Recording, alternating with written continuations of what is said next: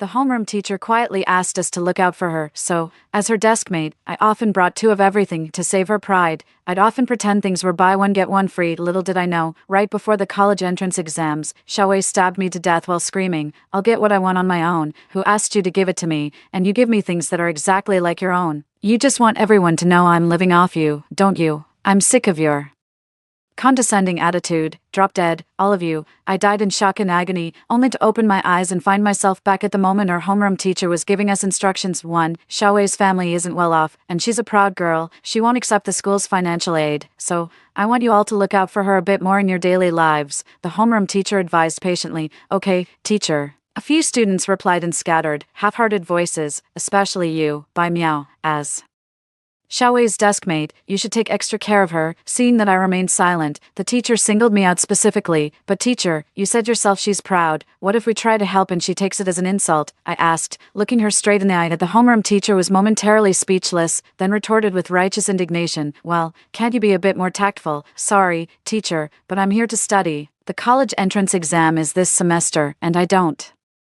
have the energy to look after someone else. How about I just switch seats? Whoever wants to can go sit there." Of course, the homeroom teacher wouldn't agree to that. Since I was the wealthiest student in the whole class, the students called over were all among the better performers academically and came from fairly well-off families. "Bai Miao, how can you be so unkind to a classmate? It's just a little help. How much effort would it really take?" "Teacher, I'm just a student, helping someone in need isn't my responsibility. If they won't even accept the school's assistance, who am I to force myself on them? How can you say something like that?" "Fine, whatever, just go. You really have no sense of camaraderie at all." I couldn't wait to leave, but as I walked out, I could still hear them saying, "All right, don't follow her example. It's fate that brought you together as classmates, so you should always help each other when you can." I snorted in derision and walked straight out. The college entrance exams are right around the corner. Time is so tight, and yet you're worrying about such trivial matters. No wonder, after all these years as a homeroom teacher, the students you produce keep getting worse with each graduating class. When I got to the classroom, the other students were already hard at work, grinding through practice problems. I returned to my seat and seized every second, not sparing a single glance for Xiaowei beside me. Even when her pen ran out of ink, her pencil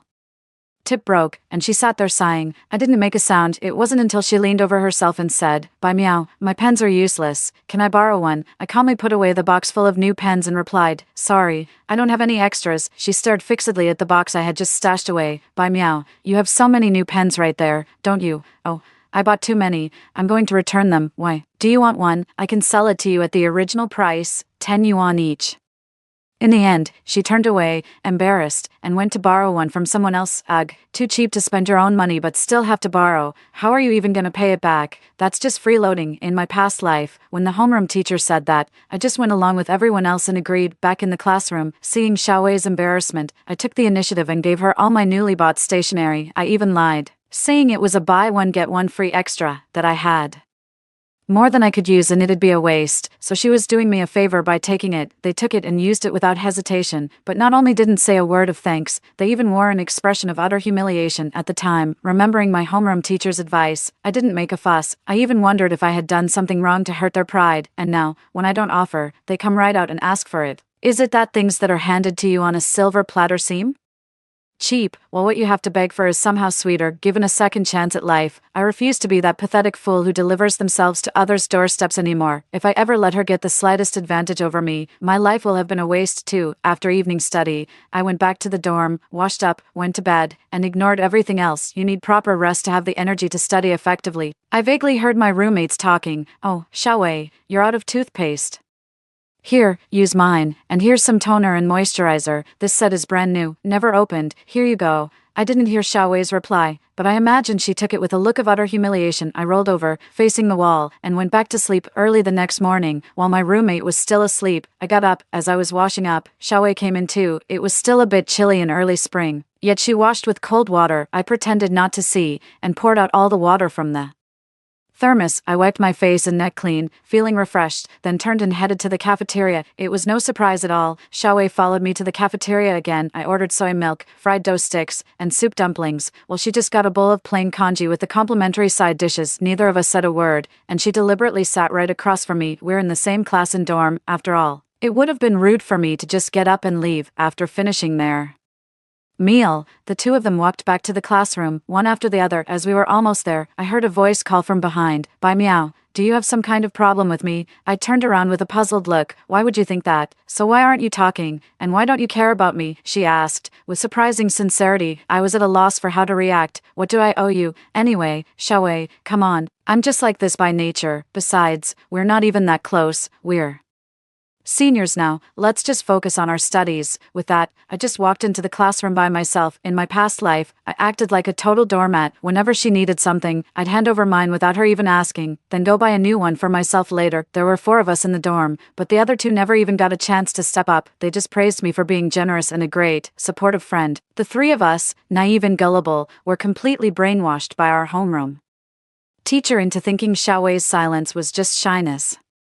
Little did we know, she was using us all along, quietly nursing a grudge inside. Honestly, I can't stand exchanging even a single word with her in this lifetime, but who would have thought? This person is the ultimate hypocrite, absolutely insufferable. During morning self-study, I had my earphones in, reciting English words, completely absorbed. Suddenly, my desk was knocked a few times. I looked up to see my homeroom teacher looking displeased. "By meow, come with me to the office." I had no idea what it was about. When I got there, I found Xiaowei was also there, her eyes red and swollen, clearly having cried. "What's going on this time? By meow, didn't I tell you to get along with the new student and look out for her? Just look at what you've done." I was stunned. "Teacher, what did I do?" "As her deskmate, you've been giving her the cold shoulder and didn't lift a finger when she was struggling. Remember, while studying is important, being a decent person is even more so. With an attitude like yours, what future do you think you'll have after graduation?" The homeroom teacher's criticism had escalated into a personal attack. However, she at least had the decency to keep her voice down, mindful of the other teachers nearby. I retorted loudly, "Teacher, how am I being unresponsive? What kind of trouble is it that absolutely requires my help?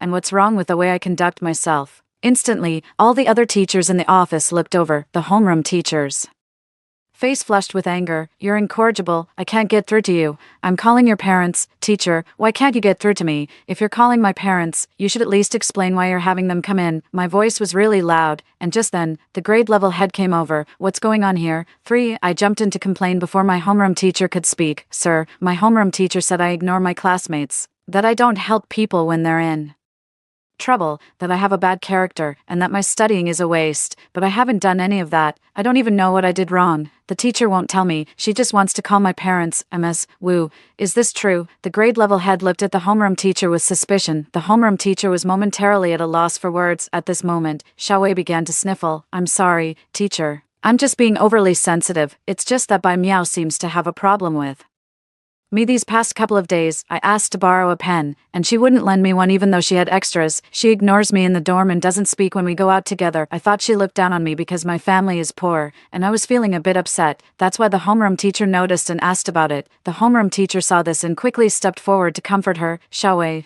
don't be upset. This isn't your fault. There are just people in this world who look down on the poor and fawn over the rich. By meow, look at what you've done. Seriously, are these 2 out of their minds?" I was absolutely speechless. Xiaowei is proud. Did she have to broadcast her family's poverty to the whole world, and then expect everyone to revolve around her? The key point is, the homeroom teacher just made that judgment call, just like that. So, just because I ended up with her as my deskmate, I'm supposed to take care of her and be the sucker. Thinking back to my past life, the worst part was that after being taken for a ride, the person still resented me. What a lunatic. Clearly, the grade level leader also felt something was off. He cleared his throat. "Ms. Wu, how can you judge a student like that? Regardless, we should at least hear what Bai Miao has to say." I cleared my throat. "Teacher, those pens were all brand new and used. I was going to return them, but Xiaowei said she wanted them, so I offered them to her at the original price. Then she changed her mind."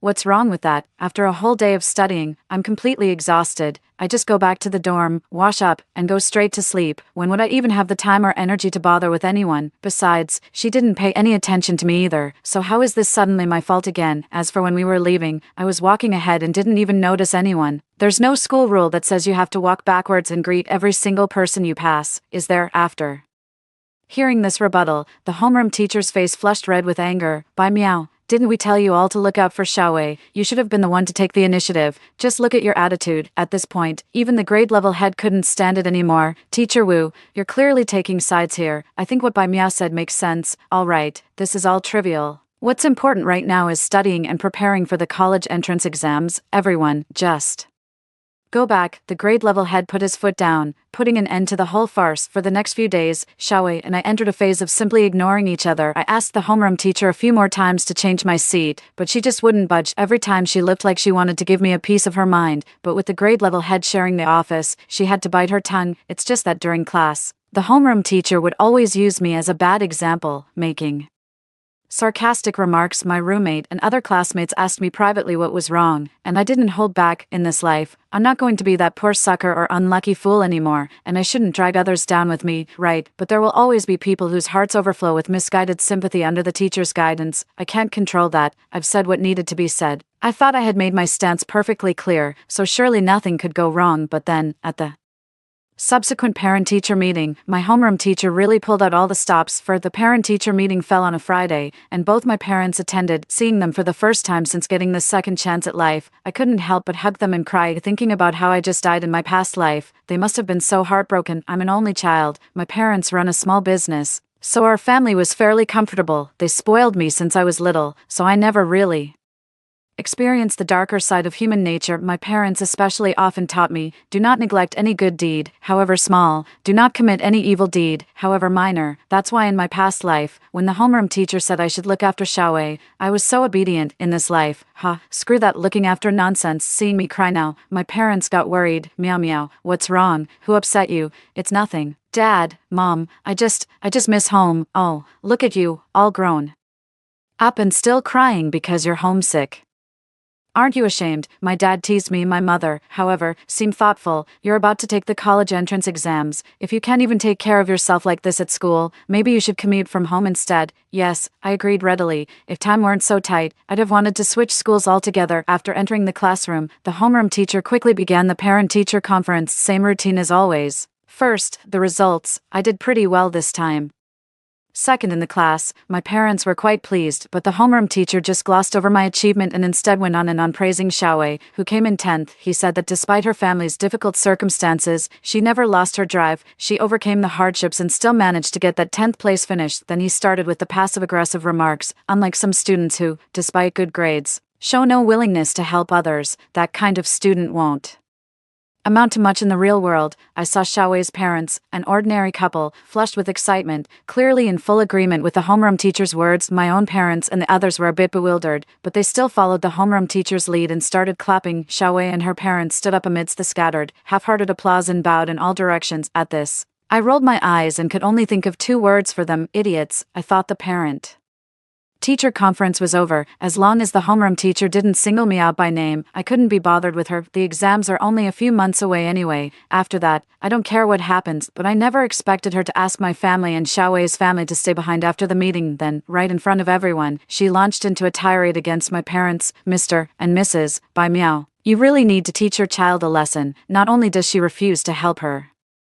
classmates at school, but she also leads others in ostracizing them. That's bullying. My parents were absolutely stunned by that statement. They looked at me, then at the teacher, clearly not believing it. Mr. Wu, what exactly do you mean by that? My father asked. Mr. Bai Miao, this is Xiaowei. She's a financially disadvantaged student who transferred in this semester, and she's also your daughter's deskmate and roommate. Given her difficult circumstances, I asked your daughter to look out for her a bit more, but she just ignored her and has been spreading nasty rumors about Xiaowei everywhere. Now the whole class has a problem with Xiaowei because of your daughter. TSK, what a piece of work. The reason we called you here today is to properly resolve this matter. An apology is in order. Furthermore, since Bai Mia's actions have disrupted Xiaowei's learning environment, appropriate compensation is also required. My dad was completely dumbfounded by this. He looked at me and asked, what's going on? I can't believe it. I've been naive once before, but this kind of ridiculous statement from the homeroom teacher really takes the cake. The real kicker is that Xiaowei and her family acted as if it was completely justified. I just don't get it.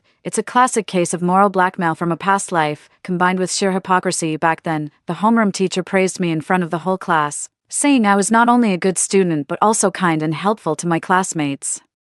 So I had my parents stay behind to give Xiaowei some financial support. I chimed in back then, and even though my dad wasn't fully clear on the situation, he agreed to it since it was just a small amount of money. I'm not having it this time. Has our homeroom teacher really thrown all decency out the window and is now openly helping them rob us? 5. I can't even be bothered to argue with these idiots anymore. I turned to my dad and said, Dad, the grade level head knows about this. Let's go talk to him directly, ignoring the homeroom teacher's attempts to stop us. I took my parents straight to the grade level head's office. After I explained the whole situation, the grade level head's expression became rather complicated. By meow, I understand the situation now. I'll have a serious talk with your homeroom teacher. You can go back to class and focus on your studies. Like hell, I'm reassured. I didn't bring my parents here just to hear that. I laid my cards on the table with the grade level head teacher. I genuinely don't understand why our homeroom teacher always thinks I'm in the wrong and insists on helping the other party. They've targeted me over this issue more than once, and it's seriously disrupting my learning environment. The grade level head, considering my academic record, asked, "So, what do you want to do, teacher?" "I'd like to switch classes and become a day student. That's the only way I can focus properly on my exam preparation." My parents were also putting pressure on them from the sidelines. After hearing the whole story, what parent wouldn't be upset to have their child treated like that? In the end, the grade head agreed to transfer me from class 3 to class 1, and arranged for me to become a day student as well. Unexpectedly, as soon as my homeroom teacher got the news, she rushed over immediately, with Xiaowei and her family in tow. "Head teacher, why are you transferring Bai Miao to class 1? She's the second best student in our class and will surely do well on the college entrance exam. If she leaves, won't that drag down our class's average score?" Now the homeroom teacher is suddenly in a panic. I thought all she knew how to do was force people to be united, friendly, and help each other out of some misguided sense of charity. This was Bai Miao's own request. After considering the overall situation, I find it reasonable, the grade level head replied calmly. But the homeroom teacher disagreed. "Head teacher, I haven't given up on educating a student with character like Bai Miao despite all the effort I've poured in. How can you just transfer her out like that? All my hard work would be for nothing, and she hasn't even made up for the harm she caused Xiaowei." Not knowing the full story before was one thing, but now that my dad knew exactly what had happened behind the scenes, he completely lost it when he heard this. "Ms. Wu,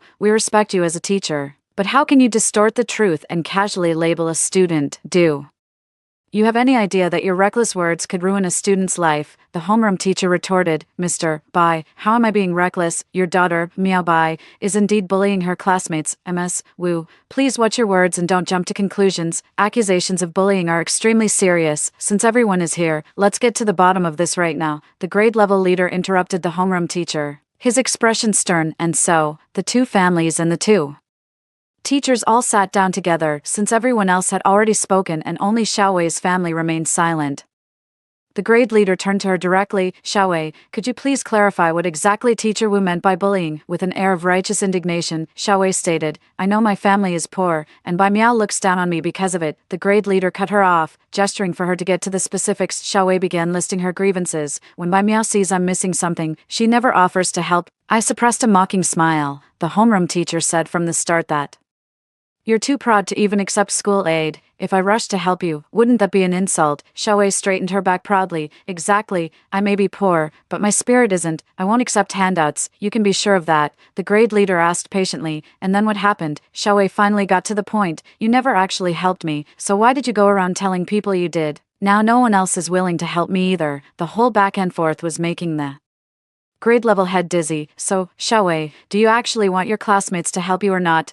That question left Xiaowei speechless. I knew what she was thinking, so I chimed in helpfully. "Teacher, I think she'll accept it if we offer voluntarily, but we also have to give it if she asks for it directly." The moment I finished, she blew her top. "What are you talking about? I would never be that kind of person. So after all this fuss, what's this about me bullying you?" Just as Xiaowei was about to be overwhelmed, the homeroom teacher stepped in to take her side again. "Bai Miao, watch your tone. As classmates, you should help each other. If someone needs help, you should offer it proactively. If someone comes to you for help, you should respond. What's the problem with that?" Her parents started chiming in too. "Our family may be poor, but we have our pride. How could Xiaowei possibly be after your things? She's just upset with your attitude, that condescending, dismissive attitude of yours is the real bullying." My parents weren't having it either. "Was my daughter wrong? If you don't want it, then stop going on about it. You feel it's charity and it hurts your pride, yet you still expect her to give it to you. Who can figure out what you people actually want?" Seeing the argument go on endlessly without resolution, the grade level head teacher rubbed his temples in frustration. "Enough.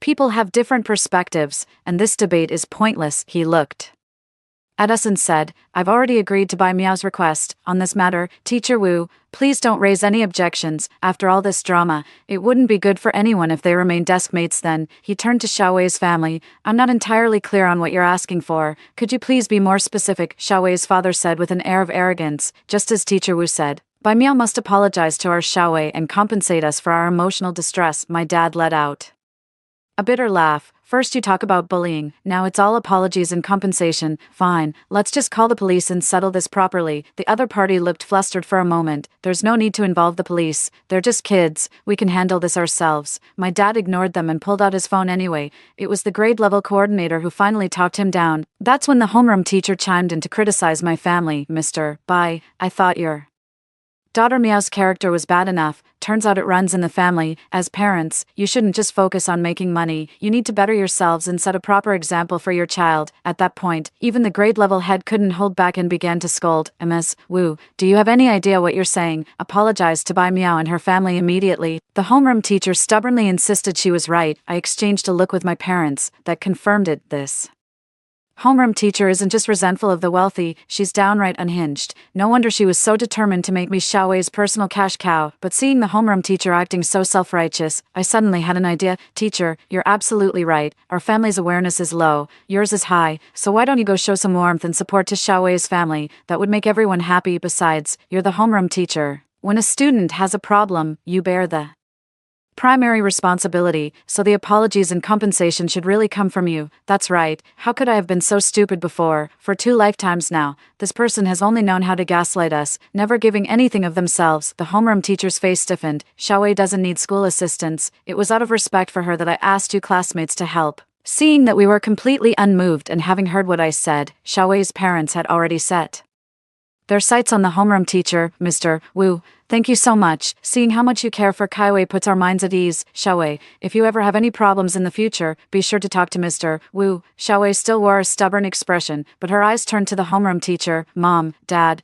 I'll fight for what I want myself. I don't need anyone's charity. Hearing those words, identical to what she'd said in my past life, I couldn't help but curl my lip in disdain. I'd like to see how she's going to argue her case with the homeroom teacher in this lifetime. 7. After that, everything went smoothly for me. After transferring to class 1, my current homeroom teacher is much more reasonable than Mr. Wu. She is wholeheartedly dedicated to creating an excellent learning environment for us and never causes any trouble. The academic atmosphere in the class was incredibly intense, and in that environment, my grades improved even further. I scored first in the entire school on the final mock exam. When Ms. Wu found out, she completely lost it. I heard she went to the grade level head to make a scene, claiming she was the one who taught me and demanding I be returned to class 3. Ever since the grade leader settled that dispute for us, he's had it in for Ms. Wu. Now he won't even give her the time of day, bluntly stating that if she doesn't want to teach properly, they'll find someone else. That finally got Ms. Wu to quiet down. I also switched to being a day student. Not only do I get to go home regularly, but my parents take perfect care of me. Honestly, not having to stay in that dorm room has been such a relief. I'm in a much better mood and I've even put on a bit of weight. It's just that whenever I run into my old roommates, they don't seem to be doing too well. We bumped into each other after dinner that day and chatted for a bit. Bye Meow. I'm still so jealous of you for not having to live in the dorms. My place is too far away. Commuting just isn't practical.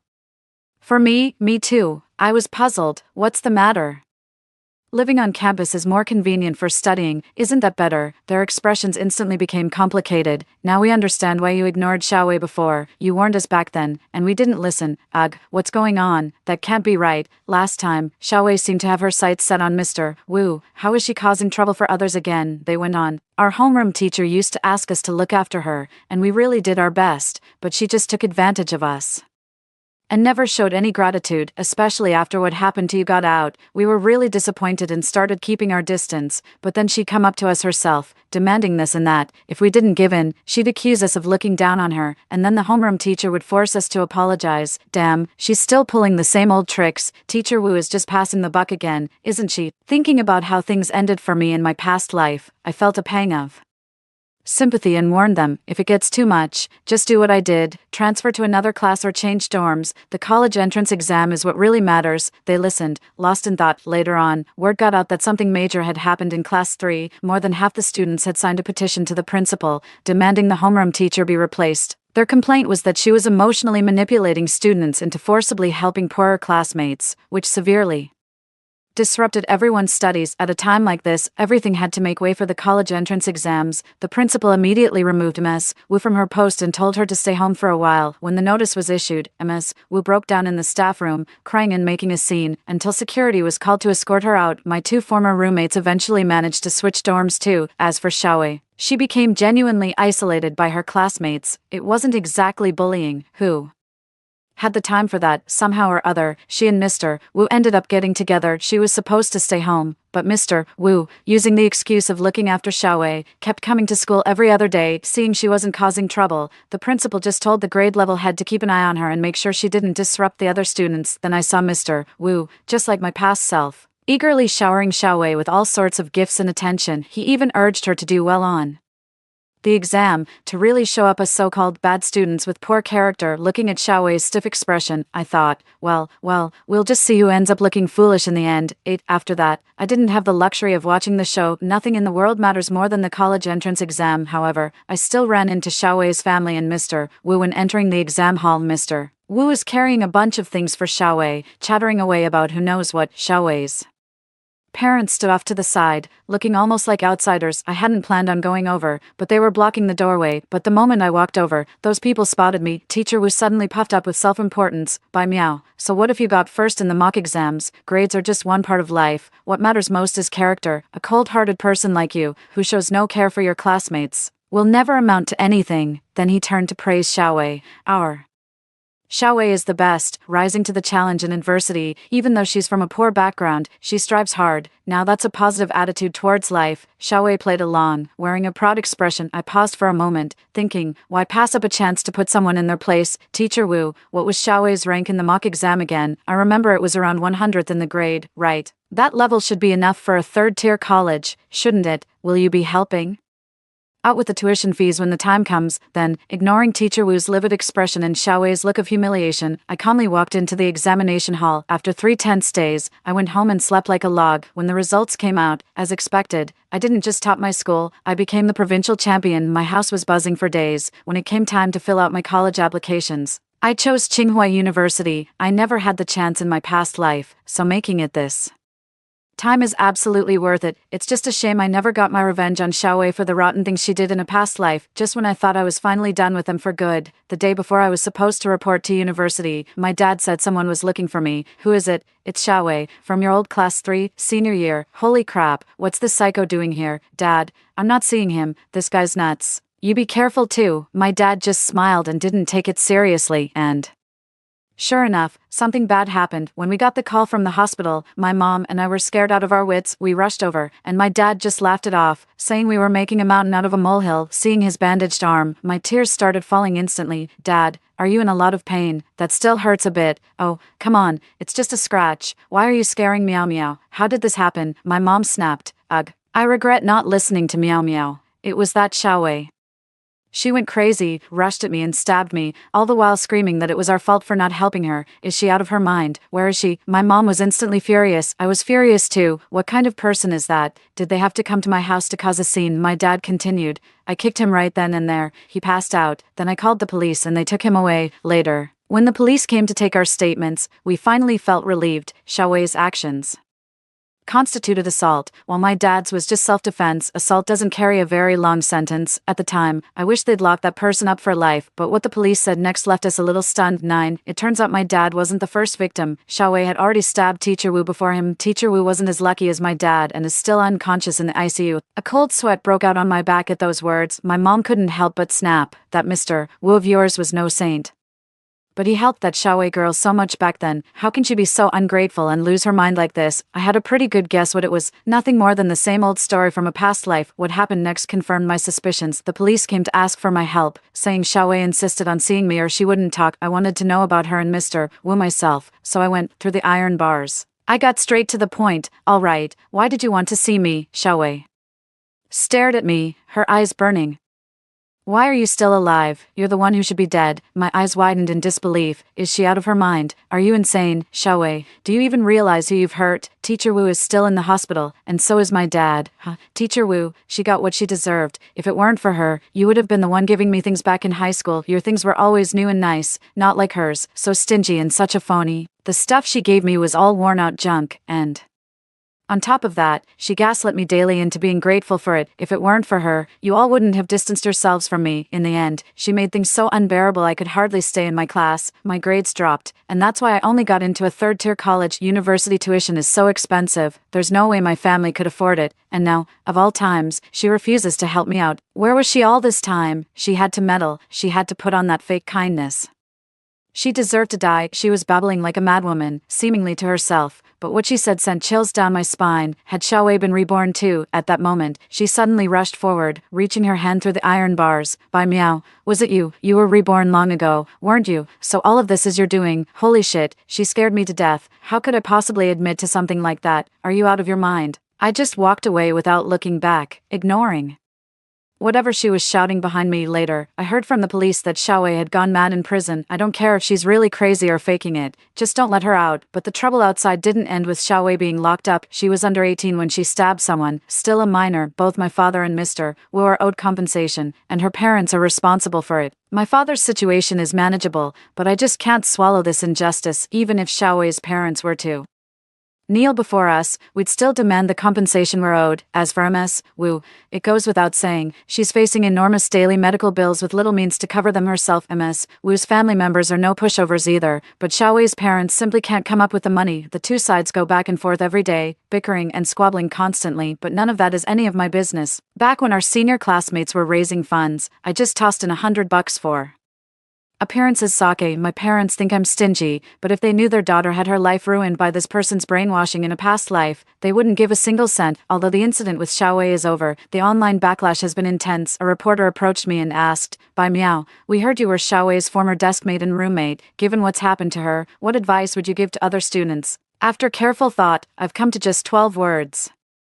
Let go of the urge to save others, and respect their own journey. Story 2. My mom caught fish from the sewer and made sashimi out of it. I had just returned home with my college acceptance letter when I witnessed the scene. I immediately snatched the fish away and threw it out, explaining it was contaminated with parasites and unsafe to eat. My parents refused to listen to my explanation and slapped me across the face. "You good-for-nothing leech, just a parasite, I think you can't stand to see us happy, I'll beat you to death." They rushed at me, punching and kicking until I fell silent, beaten to death by their hands. When I opened my eyes again, I had been reborn on the day my mother was making sashimi. I said with a smile, "This fish looks so nutritious, you should have some more." As soon as I stepped inside, my mom was proudly showing off her catch. "What a steal today, Lisa's husband found all these fish while cleaning out the drain." And I immediately asked her for a few. "Just look at these fish, I've never seen anything like them, they must be some fancy breed." I glanced at the large, repulsive catfish in the iron basin, its grayish-black skin coated with a layer of slimy fluid. The entire room reeked of its fishy stench. Everything felt hauntingly familiar, just as it had been in my previous life. In that past life, when I returned home with my college admission letter, I saw my mother holding a plate of raw fish slices. I recognized the unprocessed fish head nearby as an invasive species, a giant catfish teeming with parasites, completely inedible. I rushed over to stop them, throwing out the fish along with the basin and bowl.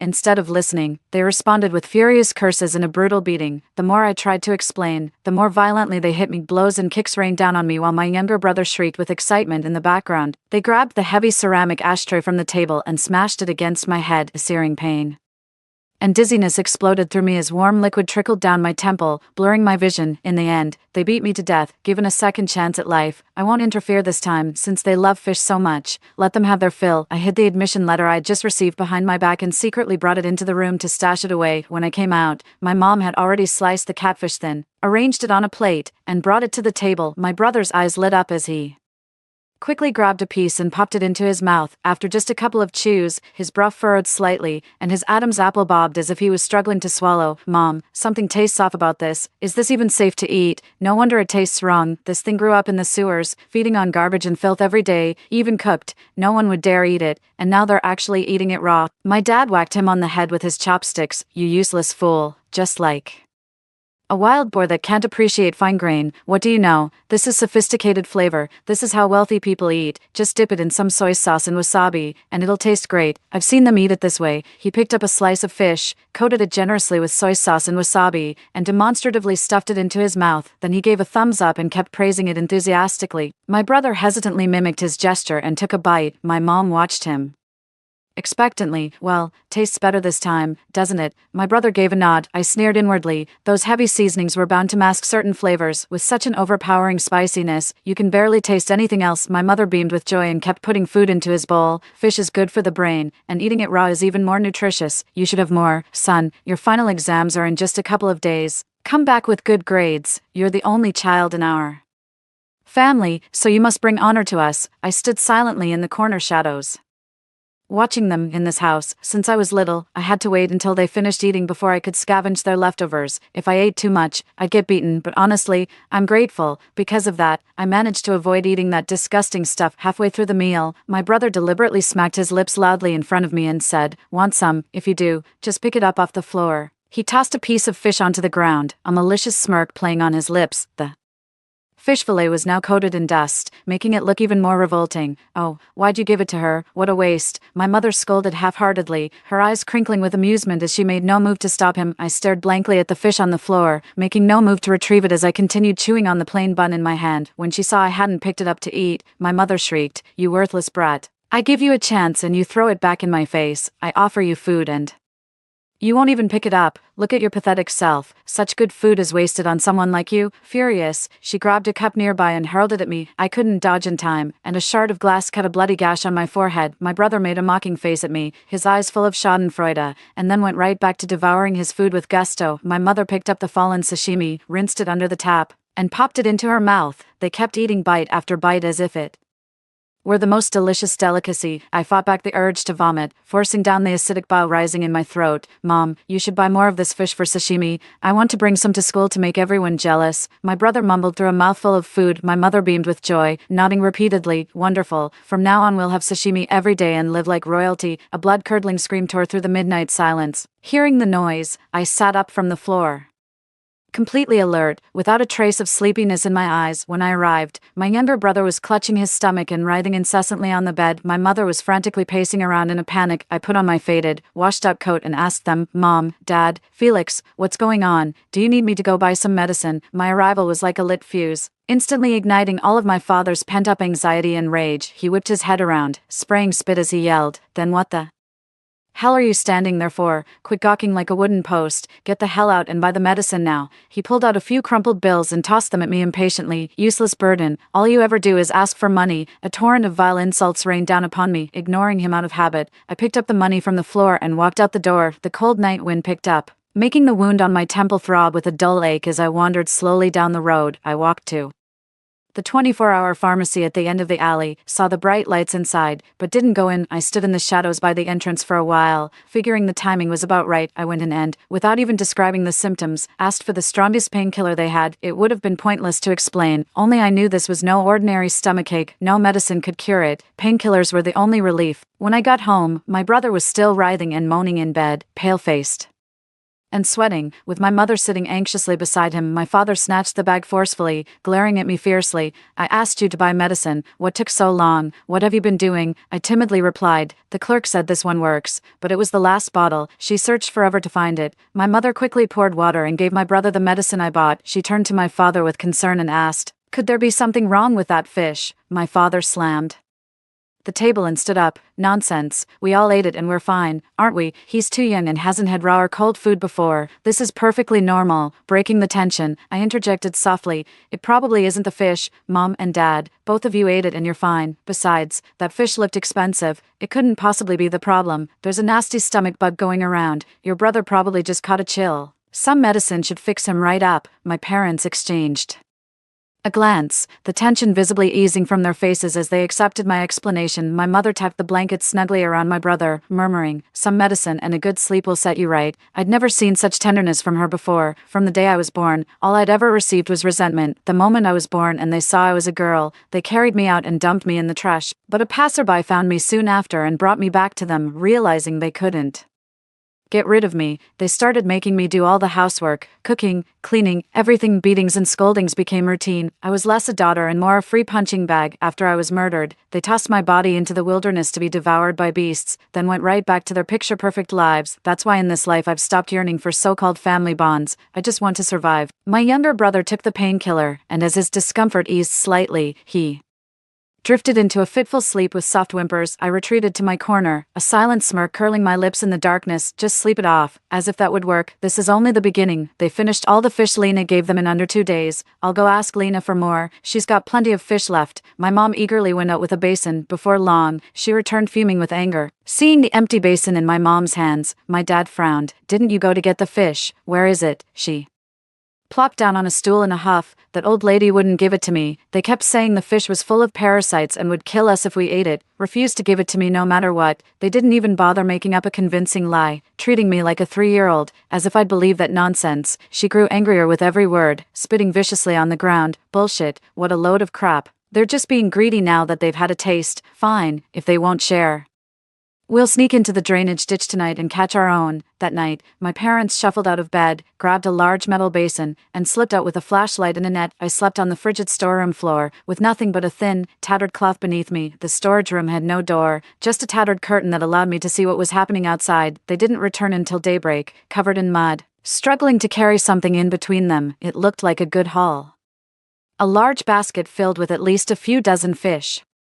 We've hit the jackpot, my mother panted, her voice hushed but trembling with barely contained excitement. I can't believe there were so many hiding in that ditch, all bunched up together like a bunch of fools. My dad was completely worn out too. He set down the metal basin and wiped the sweat and mud from his face. The smell is just too strong. It's giving me a splitting headache. My mom immediately got worked up again. That Lena is just awful. She had all these fish but deliberately kept them from us, trying to hog them all for herself. Well, serves her right. We don't need them anymore. We'll have plenty of fish to eat from now on. They were so excited all night, they couldn't stop grinning at breakfast. To my surprise, my mother scooped out several pieces of fish and placed them in a bowl before handing it to me. Before I could even process it, her eyes were like two icy daggers, piercing straight through me. Her voice was utterly devoid of warmth, carrying only a naked threat.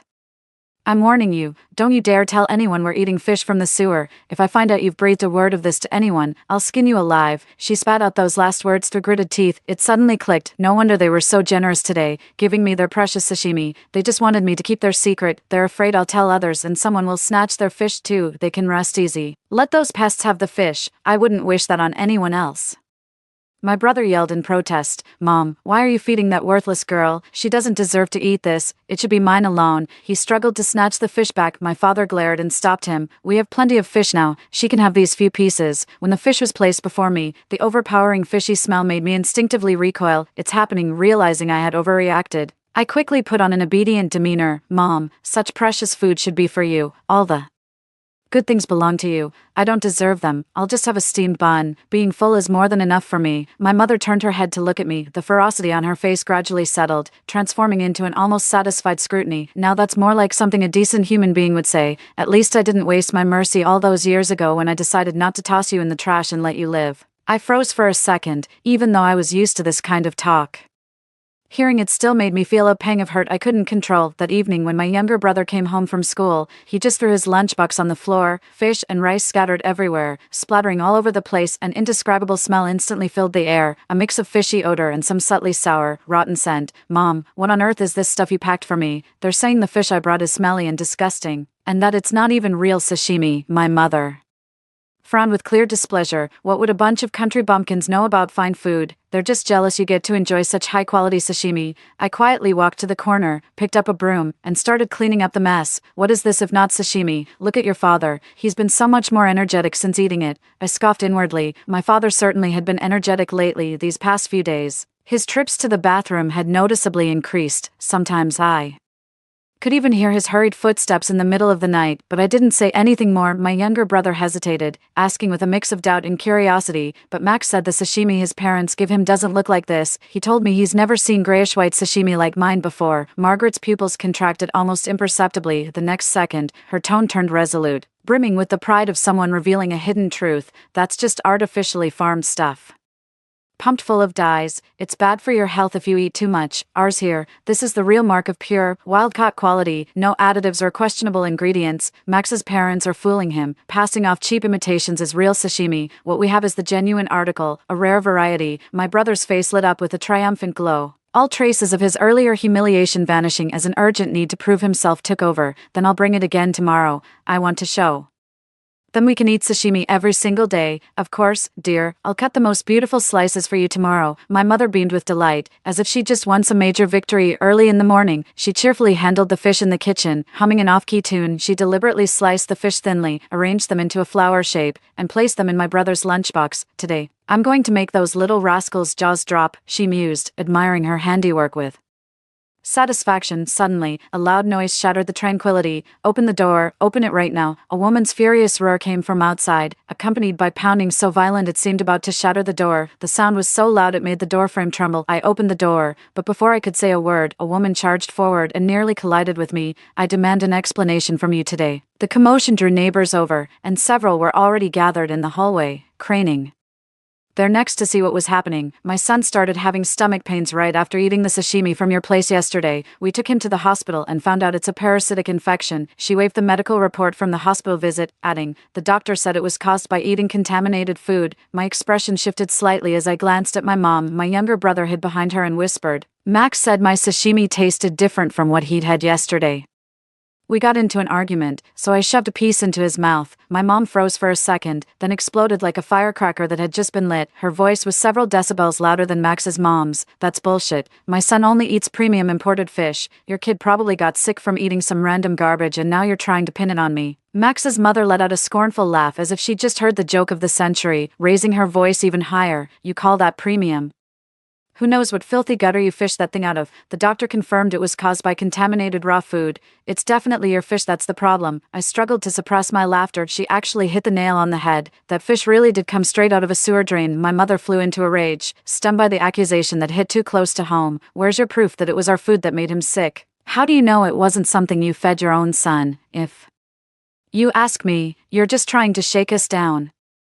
She planted her hands on her hips and started loudly summoning the people around her. Everyone, come and see this, be the judge. His son snatched the sashimi I brought for my boy, then he goes home, gets a stomachache from God knows what, probably a parasite, and now they come demanding answers from me. Her voice was shrill and grating. The onlookers, who had no idea what was really going on, quickly got swept up by my mom's narrative and started pointing fingers at Max's mother. Someone muttered under their breath, exactly, she brought snacks for her own kid, and your son had to go and snatch them. Who's really to blame here? Probably just here to scam some money. At her age, how can she have the nerve to pull something like this? For all we know, her kid got sick from something she gave him, and now she's trying to pin it on someone else. With the support from those around her, my mom became even more brazen. If you have kids, you'd better remember her and keep your children away from hers. If something happens to her son one day, you'll end up like me, getting blamed for it. Max's mother was so angry her face turned bright red, and it took her a long moment to choke out a single sentence. Then tell me where you bought this fish, and I'll go confront the seller. Hearing this, my mother's unreasonable demeanor instantly deflated. She avoided eye contact, visibly flustered. Why should I tell you? Her voice noticeably weakened. Your son chose to eat it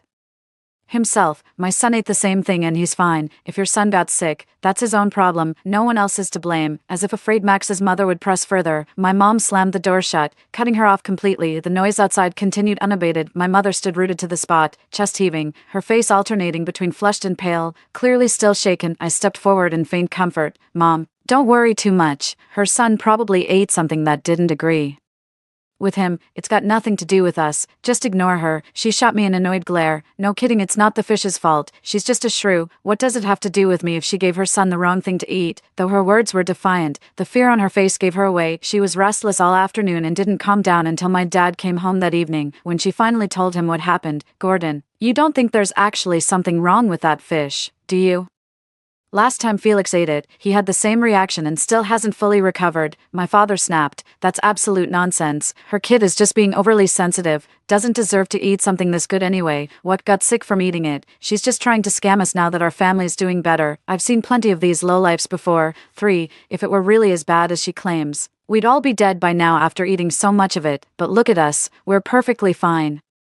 Aren't we? I let out a soft chuckle. Their bodies were already riddled with ailments. It's just that the symptoms haven't fully manifested yet, like a ticking time bomb, counting down to the moment of detonation. A few days later, my parents also began showing mild symptoms, but they all chalked it up to weather changes or stomach flu. They absolutely refused to consider that prized premium sashimi they were so proud of. My younger brother's condition kept fluctuating. During the meal, he was doubled over with stomach pain and tearfully said he never wanted to eat sashimi again. My mom snapped at me. This is nutritious. You need brain food. You have to rank in the top 10 for your finals. She firmly placed a few more slices of raw fish into his bowl that night. My younger brother developed a fever, his body burning up, followed by severe vomiting and diarrhea. He even vomited strands of yellow-green bile. He cried out in pain from the muscle aches, joint pain, and headache all over His body, at first it was just a slight fever, but before long his temperature had soared past 40 degrees. None of the medications we gave him worked. His fever kept climbing relentlessly. Gordon, come quick, something's wrong with Felix. Mom's voice cracked with unmistakable panic and tears. She kept dabbing his forehead and body with a cold towel. My dad was in no condition to help anyone else himself.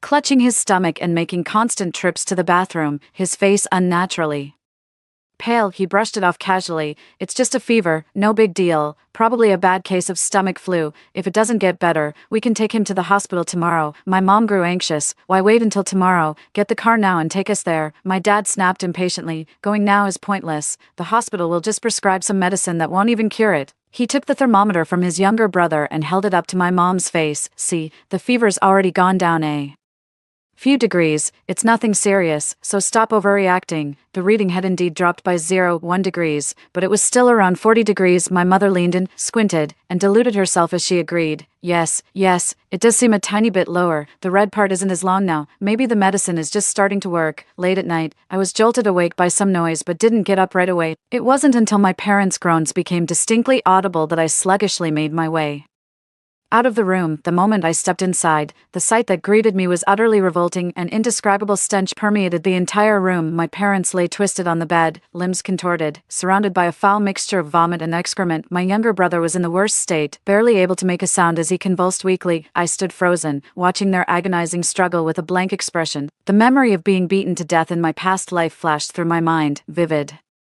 as yesterday. My father saw me come in and weakly cursed, "You little brat, what are you standing there for? Get me to the hospital now." My mother had already lost consciousness and collapsed to the side. "Help," my brother moaned weakly, blood trickling from the corner of his mouth. Ignoring him, I picked up a nearby stool and placed it by the door. I sat in the chair, watching the tragedy they had brought upon themselves unfold step by step. Only when the others had nearly lost consciousness did I rise, walk to the doorway, and take a deep breath of the crisp night air. I froze for a moment. Calmly, I picked up the phone and dialed the emergency number. The ambulance arrived quickly, loaded them inside, and rushed them to the hospital. The emergency room lights glared an unsettling red, while the clock on the wall ticked away with agonizing slowness. Alone on a plastic chair in the corridor, I breathed in the stale air, the sharp scent of disinfectant doing little to mask the underlying odors of blood and vomit. The emergency room doors swung open, and a doctor emerged with a grave expression. "Is the patient's family here?" I stepped forward and replied, "I am." His piercing eyes scrutinized me. "What happened? Why did it take so long to bring the patient in?" His voice was sharp, brimming with suppressed anger. "Their organs are almost completely failing. This is no ordinary food poisoning. What on earth did they eat?" I lowered my head and answered timidly, "My parents found a fish in the sewer. They'd never seen one like it before and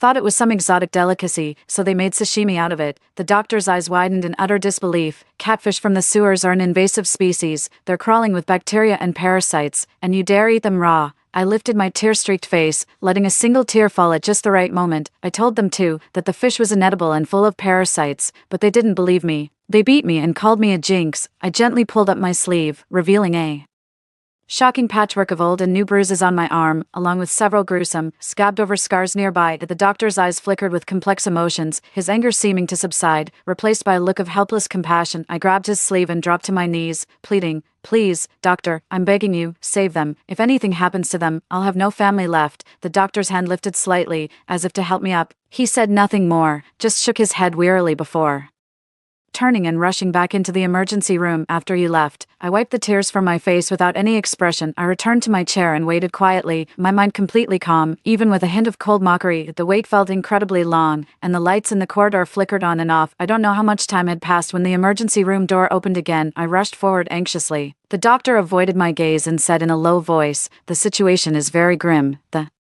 parasites and toxins in that fish have caused multiple organ failure. We're doing everything we can to stabilize the patient's vital signs. We've done all we can in this situation. You need to prepare for the worst possible outcome." I remained silent, but inwardly I was overjoyed. From the moment they swallowed those raw fish slices contaminated with sewage filth, this outcome was inevitable. I never actually thought they would survive. Putting on this performance here is just for show, fulfilling the final duty of a dutiful daughter to make everything seem reasonable. They've eaten so much of that fish, toxins and parasites have long seeped deep into their bones. Even if Watua himself were reborn, he couldn't save them. At that moment, the color drained from my face, my lips trembled, and tears fell in big drops. "Doctor, can I go in? I just want to see them. Please, at least let me say one more word to them." The doctor gave me a pitying look, then let out a deep sigh as If conceding defeat, and gave a slight nod, "You can go in and see them now." His voice was heavy with exhaustion, "But be prepared, they don't look much like the people you remember." The hospital room was filled with the steady beeping of machines, with various tubes and wires extending from the 3 beds and connecting to complex equipment. My parents and my brother lay there with ashen, earth-toned complexions, their bodies so swollen they were almost unrecognizable. Their skin was covered in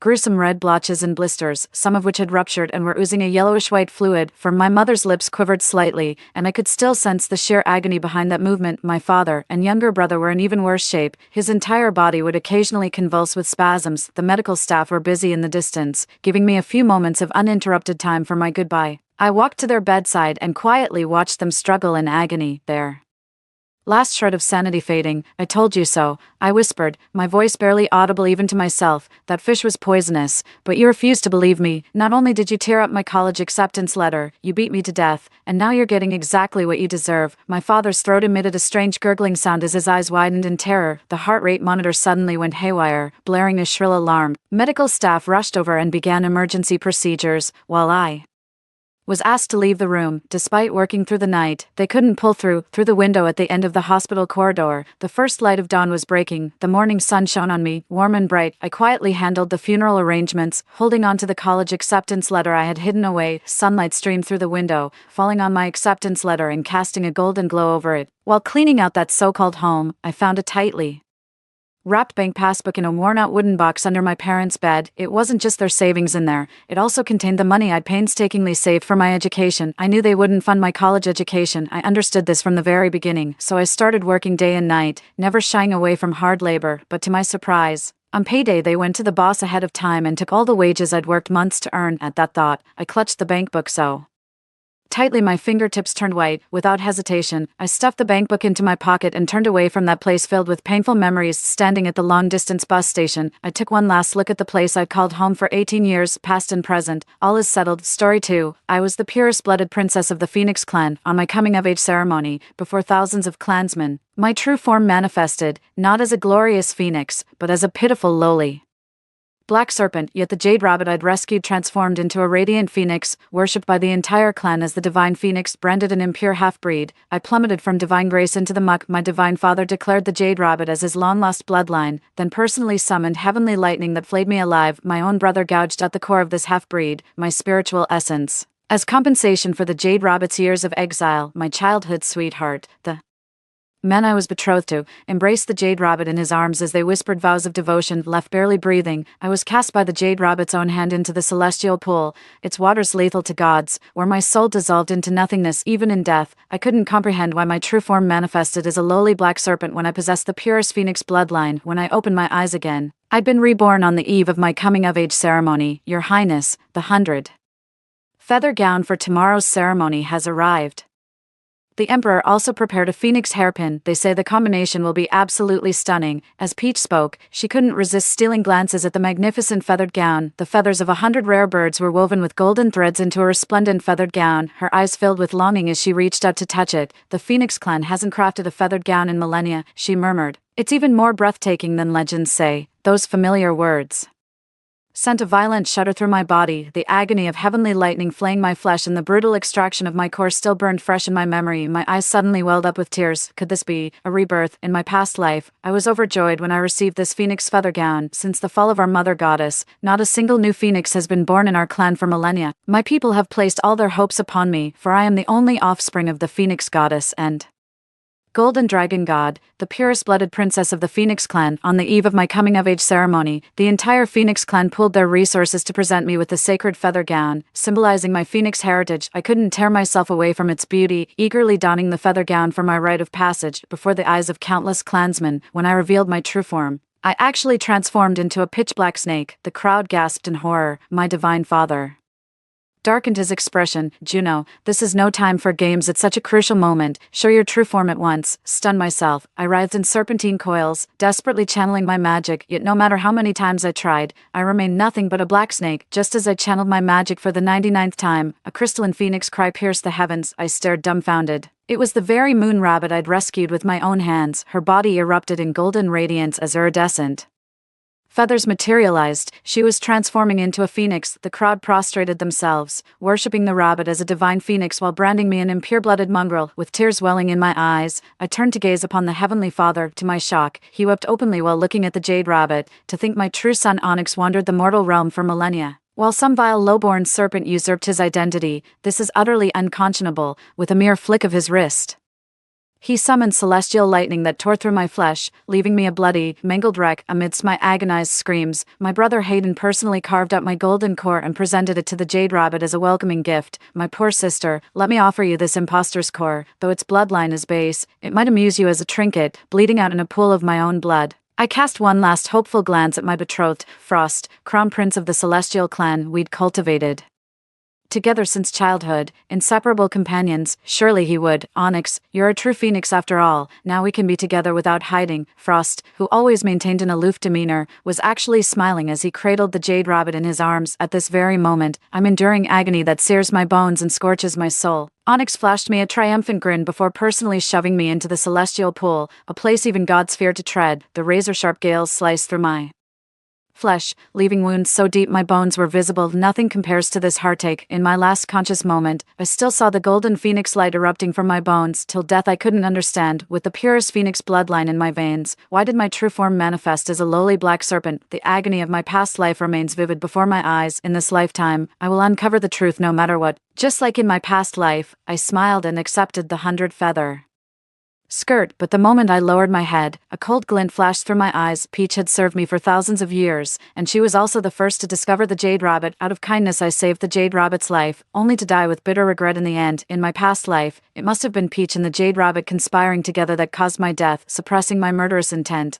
I casually made up an excuse to send Peach away. I've heard snow lotuses grow on the mountain peaks. Fetch some for me. Peach's gaze faltered, panic flashing across her face. Your Highness, your coming-of-age ceremony is tomorrow. How could I possibly leave for the snow mountains at such a time? My expression turned glacial as an oppressive aura radiated from my entire being, my icy stare pinning her in place. You will obey my command without question, trembling under the ancestral pressure coursing through her veins. Peach collapsed to her knees, rendered completely speechless. She could only keep kowtowing to me frantically. With a wave of my hand, golden-hued magic forcibly ejected her. Were it not for our millennial-old bond, I'd have executed her on the spot. Yet lacking concrete evidence, I still harbor an inexplicable hesitation toward Peach. I'll kill her after uncovering the truth. There's no rush. Tossing the feathered skirt aside, I strode out of the bedchamber. After rummaging through the archives for hours, I finally unearthed a bloodline detection ritual. I wonder if the jade rabbit has tampered with my bloodline by now. I decided to run a quick test first. Following the ancient ritual described in the tome, I flicked my right wrist and a crimson gold phoenix feather materialized in my palm. This was one of the few genuine phoenix feathers my divine mother left me after her fall. A dagger appeared in my left hand, then reversed its grip before plunging straight toward my chest. Dripped 3 drops of heart's blood onto the phoenix feather, then set it ablaze. Amidst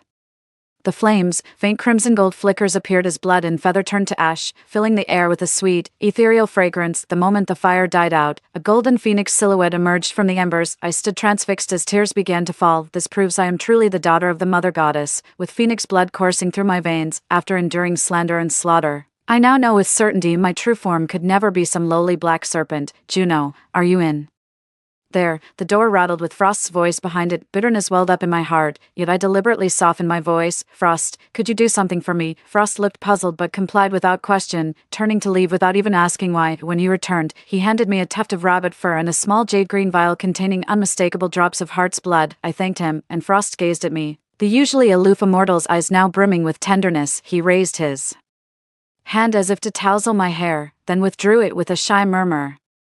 Juno, after your coming-of-age ceremony tomorrow, we can be wed. Gazing at Frost's devoted expression, I felt momentarily dazed. The man who discarded me like trash in our past life now burns with affection. Which version reveals Frost's true nature? Ice filled my heart as I bid him a hollow farewell. I shut the door and eagerly dripped the jade rabbit's heart blood onto the phoenix feather before igniting the flames. Amidst the fire, a pure white glow flickered faintly as the blood and feather burned to ashes. Instead of the previous sweet fragrance, a foul stench now filled the air. The moment the flames died out, the vision within became clear, and what I saw left me utterly stunned. It's actually a phoenix too. Onyx really is a phoenix, but the goddess only bore me as her daughter. By all rights, I should be the only phoenix in existence. What in the world is going on? I stormed out with a dark expression, utterly baffled by the reason. With the coming-of-age ceremony approaching, am I Doomed to relive the misery of my past life, dazed and distracted, I bumped straight into someone on the road. Juno, you seem really unsettled. What's going on? I looked up and saw my brother Hayden, his eyes filled with concern as he reached for my arm. Are you feeling unwell? Tell me, I'll get you some herbal medicine. His caring expression was just like when we were children, when I first gained consciousness in my fledgling years. The mother goddess had already fallen, and the father god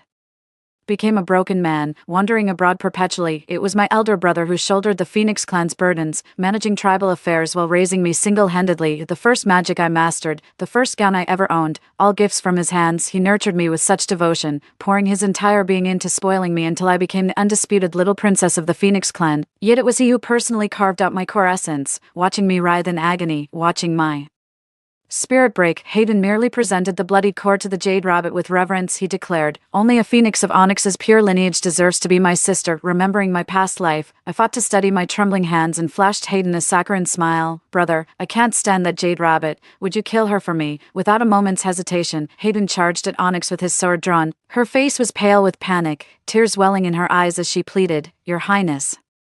What are you doing? Hayden struck out with a palm strike so fierce that the sheer force sent Onyx coughing up blood. Blood trickled from Onyx's lips as she lay sprawled on the ground, her voice trembling with pitiful vulnerability. Your Highness, Princess, has Onyx done something wrong? She deliberately raised her voice, drawing the attention of bystanders. Watching the growing crowd gather, I couldn't suppress a cold sneer. Ever since the day I saved Onyx, she's been putting on this pitiful act. Claiming her true form as a jade rabbit, out of kindness, I took her to Phoenix Realm to recuperate. Along the way, I discovered we shared the same birthday, which delighted me so much I treated her like a sister. Yet in the end, it was she who personally pushed me into the jade pool, condemning me to eternal damnation. I watched the scene unfold with morbid fascination, eagerly anticipating the moment Hayden would enter life. Hayden coldly raised his sword, the blade pressing against Onyx's chest. In that fateful moment, the Divine Father materialized instantly, deflecting Hayden's sword with a sweep of his hand as he thundered, As young masters of the Phoenix clan, how dare you slaughter the innocent so wantonly? What crime has she even committed? With the Divine Father backing her, the onlookers began pointing fingers at Hayden, their murmurs quickly drowning out the two of us. I sighed inwardly. With the Divine Father protecting Onyx, there was no way I could kill her today. Masking my true feelings, I stepped forward with a sweet smile. Don't be angry, Father. Brother was just teasing Onyx. Seeing the Divine Father hesitate, I quickly added, But Onyx is a moon rabbit after all, and her injuries have healed. It's hardly proper for her to linger in the Phoenix realm indefinitely. With an innocent expression, I turned to Onyx. Today, I shall escort you out of Phoenix Dominion. A hush fell over the crowd. The Phoenix clan had always been xenophobic. It was only through my insistence that Jade Rabbit had been permitted entry in the first place. Her departure now was only natural. The Divine Father gritted his teeth and conceded, Very well, you personally oversee her safe passage. No harm must come to her. I nodded in acknowledgement and personally escorted Onyx to the border of Phoenix Domain. The moment I pushed her through the barrier, Onyx suddenly turned back and flashed me a grin. Juno, you've been reborn too, haven't you? If I could scatter your soul to the winds in our past life, this incarnation will be no different. Did you really think banishing Peach and then me would make tomorrow's coming-of-age ceremony foolproof? Just wait, I can't wait to see your expression when you turn into that little black serpent, so helpless, so shocked, so pitiful. Onyx enunciated each word while watching my face grow paler. See you tomorrow, little black snake. The moment the words left my lips, Onyx vanished before my eyes. My mind reeled in shock as the blood drained from my face. Could it be Onyx was reborn too? From what she implied, tomorrow I'd still be doomed to transform into that black serpent. A crushing sense of helplessness overwhelmed me. Despite inheriting Supreme Phoenix bloodline, my true form is nothing but a wretched low-tier black serpent. After millennia of devoted cultivation and relentless effort, is this wretched fate all I deserve? Like an inescapable destiny I can never break free from, I wandered through the Phoenix realm like a lost soul, my millennia-straightened spine finally buckling under the weight. My once arrogant face now bore nothing but world-weary resignation. For the first time, the thought of surrender flickered through my mind. After wandering aimlessly through the Phoenix realm for untold hours, I stumbled blindly into a cavern. As night fell outside, I drifted into unconsciousness within. In that moment of descending darkness, a tear traced down my cheek as I faintly murmured, Mother. At dawn the next day, Hayden arrived at the cave entrance with her maidservants and the feathered gown in tow. Juno, the coming-of-age ceremony is about to begin. Why aren't you dressed and ready? No time left. Put on the 100-feather gown now. We must reach the sacred land. I raised my eyes, all shadows vanishing from my face as confidence radiated through my serene smile. We don't need that gown. Let's go. Unless you think we still have time to spare. Ignoring Hayden's protests, I soared toward the Phoenix clan's holy ground, the blazing moon precipice. Crowds from all corners of the realm have gathered today, eager to witness the Phoenix's rebirth and its glorious transformation. As the sea of people surged, I soared to the highest peak of the blazing moon cliff. The Divine Father beckoned with a smile. "My child Juno, today marks your coming of age. I shall personally bestow spiritual energy upon you," raising his hand. A stream of pure azure spiritual energy flowed from his fingertips. With a detached gaze, I observed the pale blue spiritual energy, unique to dragonkind. But was my divine father truly a dragon? Sidestepping gracefully, golden energy surged from within me, effortlessly dissolving the azure glow. As sacred chants resonated, the surrounding gazes grew feverish with fervor. I took a deep breath, circulating spiritual energy through my meridians as it gradually cleansed my pathways. A golden light flashed as my true form materialized. Amidst the crowd's gasps, I revealed my true form. The golden radiance slowly faded, replaced by a clear phoenix cry echoing from the blazing moon cliff. The crowd erupted in joy, their eyes locked onto the golden aura surrounding me, but the radiance was so blinding that nothing could be seen clearly. Dark clouds veiled the sky, casting a gloomy pall over the land. Someone suddenly looked up and gasped, "Look at the sky, it's..." The crowd lifted their heads in unison. A colossal phoenix circled overhead, its massive form blotting out the sunlight. The crowd erupted in murmurs as several Phoenix clan elders wept with joy. "After millennia, the Phoenix is reborn. Heaven bless our clan, heaven bless us all." Even the typically stoic Frost couldn't suppress a flicker of delight. Hayden couldn't contain his joy as wings burst forth from his shoulder blades. The Phoenix circled 3 times in the sky before gracefully descending. The moment she resumed human form, the surroundings fell silent before erupting into even more animated discussions. Why isn't it Juno? Wasn't today supposed to be Princess Juno of the Phoenix clan's coming-of-age ceremony? Why isn't she a phoenix? She looks familiar. Wait, isn't that the jade rabbit Juno picked up? What was her name? Onyx. Onyx wore a perfectly poised smile, dressed in that feathered gown, her eyes gleaming with barely concealed triumph. She extended her hand, pointing directly toward where I stood. "Behold, the so-called princess our Phoenix clan has worshipped for millennia. What a vile creature she truly is." As her finger pointed, the golden radiance shattered, revealing my true form before the crowd, a repulsive, low-born black serpent. Amidst the crowd's shocked gasps, Onyx's lips curled into a cruel smile as phoenix fire coalesced in her palm. "On the very day I reclaim my phoenix throne, I shall first slay this bastard who's stolen my identity for years." The sacred phoenix flames came rushing toward me. Scorching heat infused with spiritual energy engulfed everything. True phoenix fire consumes all things, even souls and marrow. I didn't even flinch, letting out a cold laugh as I watched the approaching flames. In this new life, Onyx's desire to kill me has grown utterly unrestrained. Her eyes burned with hatred toward me, brimming with barely contained triumph. Onyx projected her words directly into my mind using spiritual energy. "Juno, consumed by phoenix flames, do you really think you'll get a second chance?" I let out a soft laugh as scorching flames engulfed me, my entire body igniting. "This foolish rabbit still doesn't realize I'm no black serpent, but an ancient true phoenix. For the primordial phoenix, the first death rewinds time, the second death brings rebirth from ashes." My flesh and blood were completely consumed by Onyx's phoenix flames, yet my spirit hovered midair, sensing the surging spiritual energy from all directions 10,000 miles away. The ancient true phoenix's skeletal remains stirred beneath the snow-capped mountains. I watched the scene at blazing moon cliff with a cold laugh. Gathering strength for my rebirth, a burst of Onyx's phoenix flames consumed me entirely, leaving the ashen moon cliff in stunned silence as everyone believed my soul had been utterly annihilated. Hayden stared blankly at the scorched remains, now nothing but desolation, but then he turned his gaze toward Onyx and demanded, "What the hell just happened?" My divine father roared with laughter, his mirth echoing across the ashen moon cliff. I perished on the spot, yet the divine father showed no notice, his face radiant with joy. He clapped Onyx's shoulder, eyes brimming with pride and satisfaction. "Since Onyx has revealed his true phoenix form before all, the truth is now plain for all to see. Onyx alone carries my bloodline, so pure, so undiluted." Hayden froze in shock, lifting his gaze to the father god. "Father, are you saying Onyx is actually yours and mother's daughter, my true blood sister?" Onyx smiled serenely as she stepped forward to clasp Hayden's hand.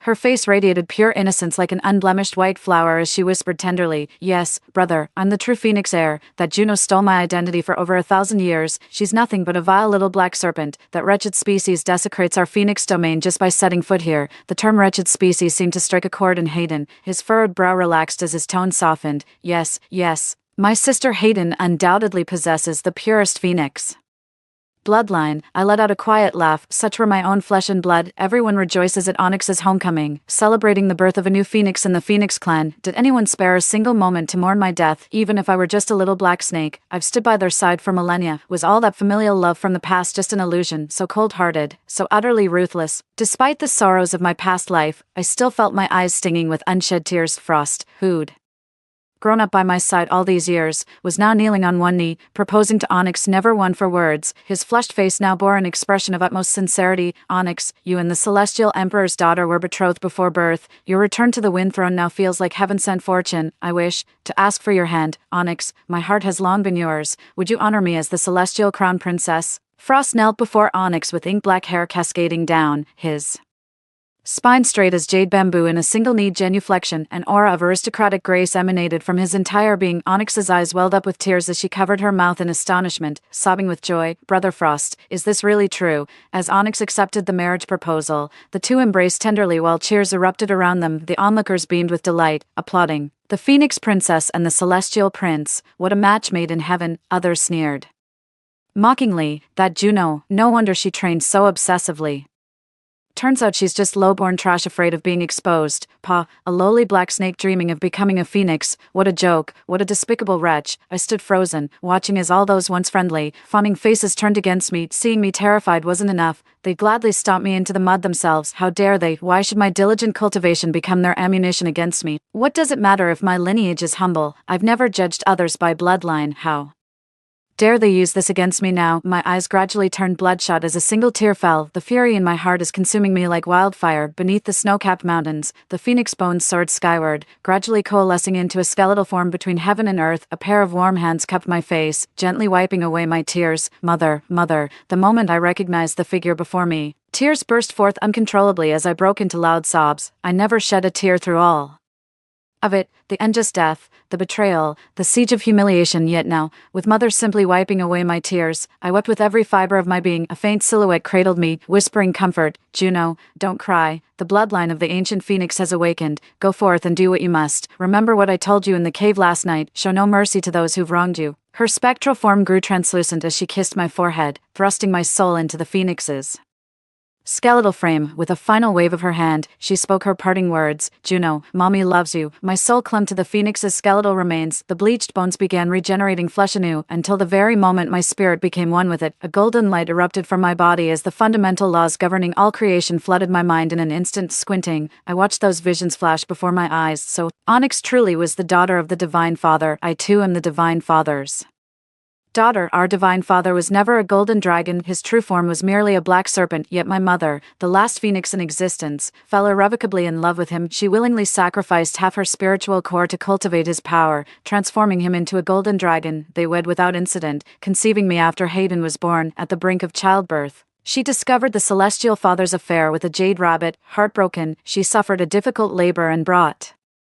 me into this world. Before I could awaken my spiritual consciousness, she grew frail and perished. Then the daughter of the Celestial Father and the Jade Rabbit was born. They named her Onyx, driven by selfish motives. My father swapped our core essences and paved a golden path for Onyx. He awaited this coming-of-age ceremony to enshrine Onyx upon the Phoenix altar. As the truth unfolded before me, my eyelids slowly closed. When they opened again, my gaze held no warmth, only glacial emptiness. Dark clouds now choked the sky, their growling thunder shaking the air. A blinding streak of light pierced the heavens like a divine sword thrusting toward the firmament. A crystalline phoenix cry echoed across the skies above Moonburn Cliff. Countless birds converged from all directions as flowers burst into bloom across the land. Sacred chants resounded through the skies as the primordial phoenix descended upon Moonburn Cliff. Encircled by 100 birds, in an instant, everyone present felt the primal pressure coursing through their veins. The Phoenix clansmen immediately dropped to their knees, while others from across the realms fared slightly better, though their legs trembled violently as they struggled to remain standing. Hayden, my closest blood relative, felt it most acutely and could no longer lift his head, prostrating himself completely. I descended like a deity. The primordial deity, with his profound cultivation, was the first to recognize my face. His expression turned ashen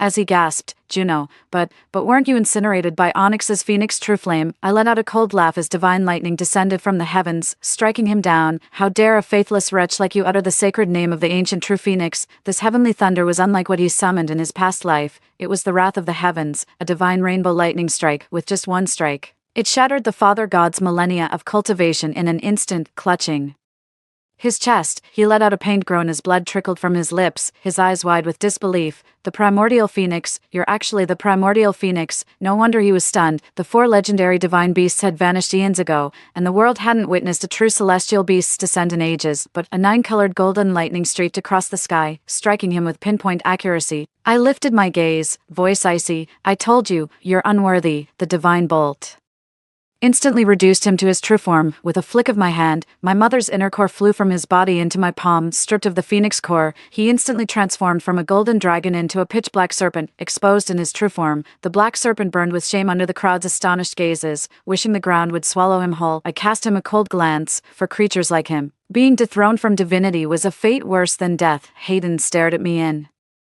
stunned silence, his face a mask of disbelief. Luo, you, having learned from the Divine Father's mistake, he dared not speak my true name, yet as I gazed at Hayden, the hatred in my heart burned fiercer still. My voice still carried that same detached tone when I spoke. Hayden, speak plainly. I'm giving you this one chance to say your piece. Hayden's eyes lit up with joy as he exclaimed, little sister, I knew you couldn't possibly be one of those vile black serpents. A murderous glint flashed through my eyes. As expected, bloodline hierarchy means everything to Hayden. His former devotion to me stemmed solely from believing I possessed pure phoenix blood. The moment he learned my true form was a black serpent while Onyx's was a phoenix, he abandoned me without hesitation to curry favor with Onyx. Neither familial bonds nor blood relations hold any significance in Hayden's heart. As long as his sister remains the most noble phoenix, nothing else matters. How utterly revolting. I could bear it no longer. With a sweep of my hand, crimson gold spiritual energy streamed into Hayden's body like wisps of smoke. In an instant, his body erupted in golden light as he collapsed, writhing and howling in agony. I looked down at him with detached calm. For the sake of our long companionship, though your past offenses were grave, I shall spare your life, yet your punishment remains. I shall extract the noble blood your mother bestowed upon you, reducing you to the black serpent you once so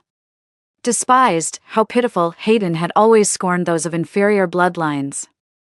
Yet fate would have it that we both carried the bloodline of the Black Serpent. In my past life, when I perished, the Black Serpent's blood was exhausted, awakening the ancient Phoenix bloodline and triggering time's reversal. This lifetime, consumed by Onyx's Phoenix flames, I've been reborn through, now truly the primordial Phoenix. Hayden screamed in agony as his very essence was torn from him, pleading with me, Juno, please no. I admit my mistake, don't do this to me. Annoyed by the noise, I waved my hand and flung both him and the Heavenly Father out. An eerie silence fell over the ashen moon cliff, all trembling before my merciless cruelty. My gaze locked onto Onyx's position. She collapsed to the ground, her face deathly pale. When she noticed my gaze, she crawled toward me trembling, then knelt and began kowtowing frantically. Please, spare me. I was wrong. I swear I was wrong. Punish the Divine Father instead. It's all his fault, all his. I'd had enough of her blubbering.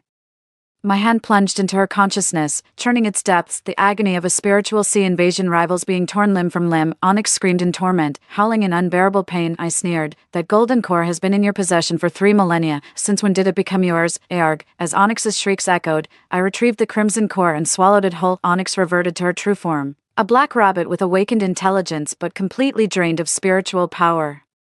I averted my gaze from her and turned to Frost instead. My voice turned icy. Since you just publicly declared your love for Onyx, our engagement is naturally null and void. I casually grabbed Onyx by the ear and flung him away. Take your wife and get out of here. Frost stared at me blankly, then blasted Onyx away with spiritual energy before pleading with me. I was possessed by demons earlier. You know you're the only one I love, Juno. Please forgive this momentary lapse. A bolt of heavenly lightning struck down toward Frost. He grunted stubbornly, Juno, I love you. Another bolt of divine lightning struck. With a dismissive wave, my figure vanished from the blazing moon cliff, leaving only these words behind. Frost, even your father god would kneel before me in reverence. How dare you speak of love? When next we meet, remember to kneel and pay homage. I've wandered the mortal realm for millennia. Word reached me of some old acquaintances. The Hayden father and son were hunted by the Serpent Clan, meeting their end through death by 1,000 cuts. With a darkened expression, Frost dragged Onyx back to the celestial realm, subjecting her to daily torture. He blamed Onyx for ruining his perfect marriage prospect. He could have wed the ancient Phoenix and shared supreme glory and divine power. Rumor has it Onyx was turned into a human swine, left to suffer without release in death. The sunlight is just right as I become an ordinary little bird, dozing off on a tree branch.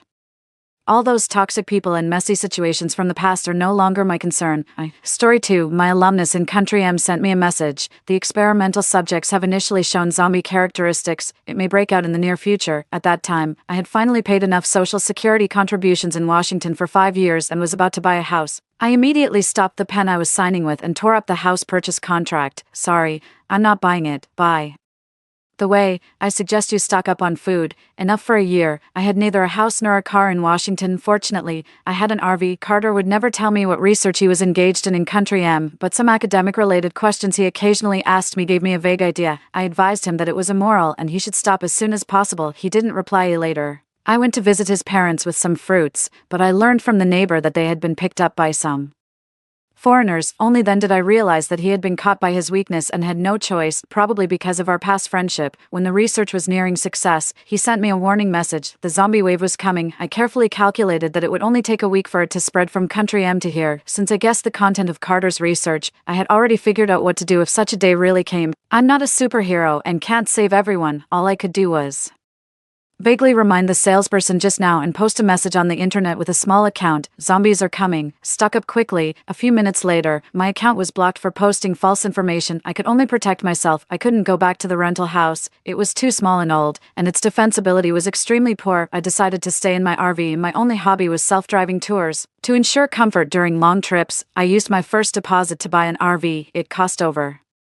600,000 yuan, which was enough for me to pay the down payment for a house in my hometown. Now it seems that it was worth it. Due to license plate restrictions, I usually parked the car in a free parking lot in the suburbs. Now I need to drive it to find a hidden and at least semi-enclosed place to store things. After driving around the suburbs for half a day, I found an abandoned air raid shelter. There was no one around. The entrance of the shelter could just be blocked by the RV, and there was a gas station 3 kilometers away. I measured it with my steps and phone. It was about 100 square meters here. After choosing the place, I parked the car at the entrance, took a taxi to the car rental company, and rented a pickup truck. In the next few days, I would rely on it to transport goods. I drove the pickup truck back to the rental house first, packed up all the useful things, and moved them onto the truck. Then I went to the hardware, labor protection, and market and bought cleaning tools.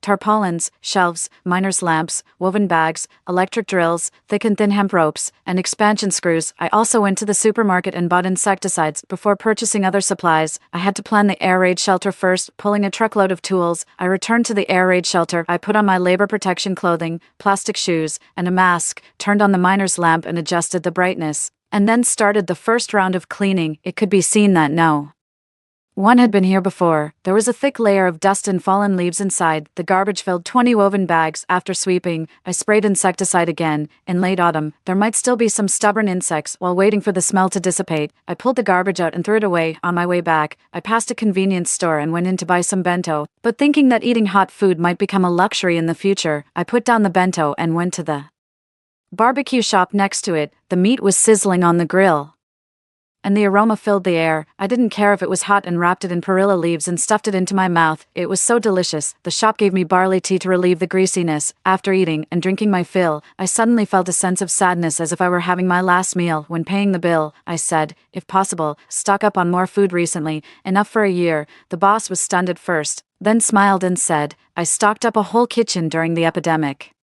The freezer is still full, just eat. Hearing this, I nodded reassuringly and left. I had promised not to care about others, but I just couldn't help it. The nearby metro was still open. I planned to finish tidying up the air raid shelter tonight no matter what, so I went in and stocked up on some instant foods. Once it was tidied up, I could put some of them away first. There was no reference data on the mutation and spread speed of zombies. Maybe they would break out next to me. Time was tight, and I had to race against time. When I returned to the shelter, I laid a layer of tarpaulin on the ground. It had been neglected for years, and I didn't know if it would get damp when it rained. Then I assembled the shelves and lined them up. Because the cave was arched, there was a large irregular space above. I drilled a few holes with the electric drill and tied a few ropes to dry things. After the initial tidying up, I placed the things I brought back from the rental house and the food I bought at Metro on the shelves one by one. By the time I finished, it was already 3 o'clock in the morning. I parked the RV well to block the entrance of the shelter and then went back to the car and lay down reassuringly. While trying to fall asleep, I was calculating in my mind what to buy tomorrow. Suddenly, my phone vibrated. Victoria,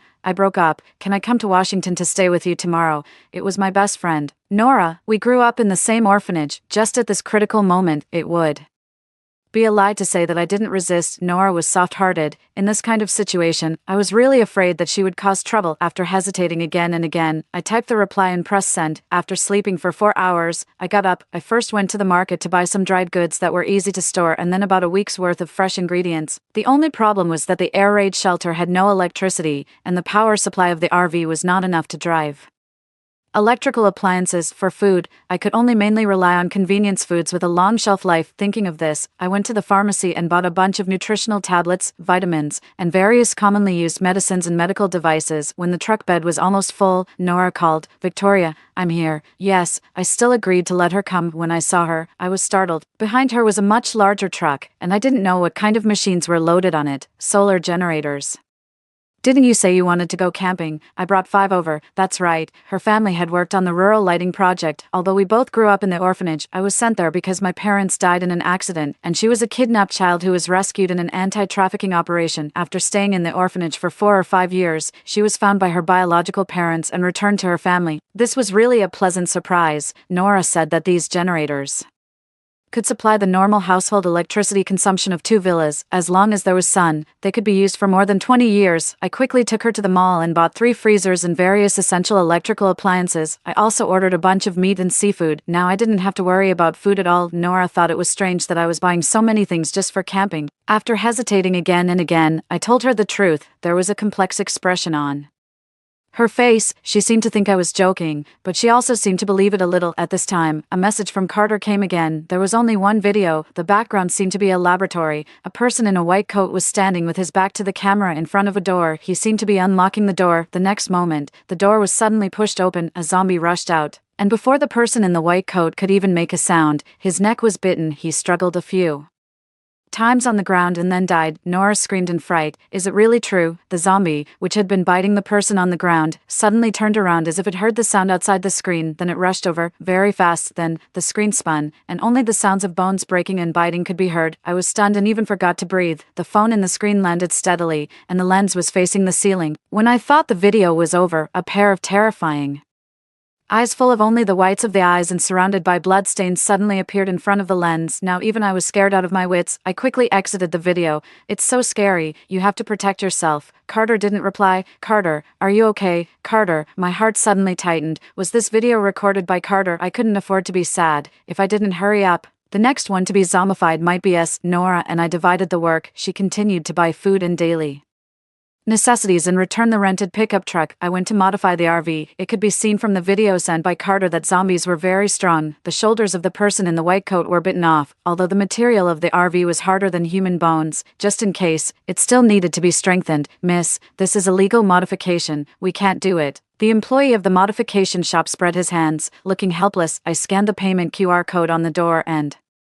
entered 100,000 yuan and directly paid. Can you do it now? He couldn't hide his happy expression. If I don't do it for money, I'm an idiot. Come and pick up the car tomorrow. Add a circle of protective nets, and then put anti-peeping films on all the glasses, the kind that people can't see inside from the outside. I instructed. Don't worry, sister, it'll be impenetrable. Just as I was about to leave, I remembered something and scanned another 10,000 yuan for him. Gasoline. Give me as many barrels as you have. He was startled and said sheepishly, "You look so gentle, but you're not simple. When I went to the backyard just now, I saw workers stealing gas from the customer's car with a pipe. I guess it was also part of their business. After the outbreak, the gas station probably wouldn't operate normally. For us, gasoline was as important as food. On my way back, I bought a few machetes, although short weapons were not very handy, just in case when I returned to the air raid shelter."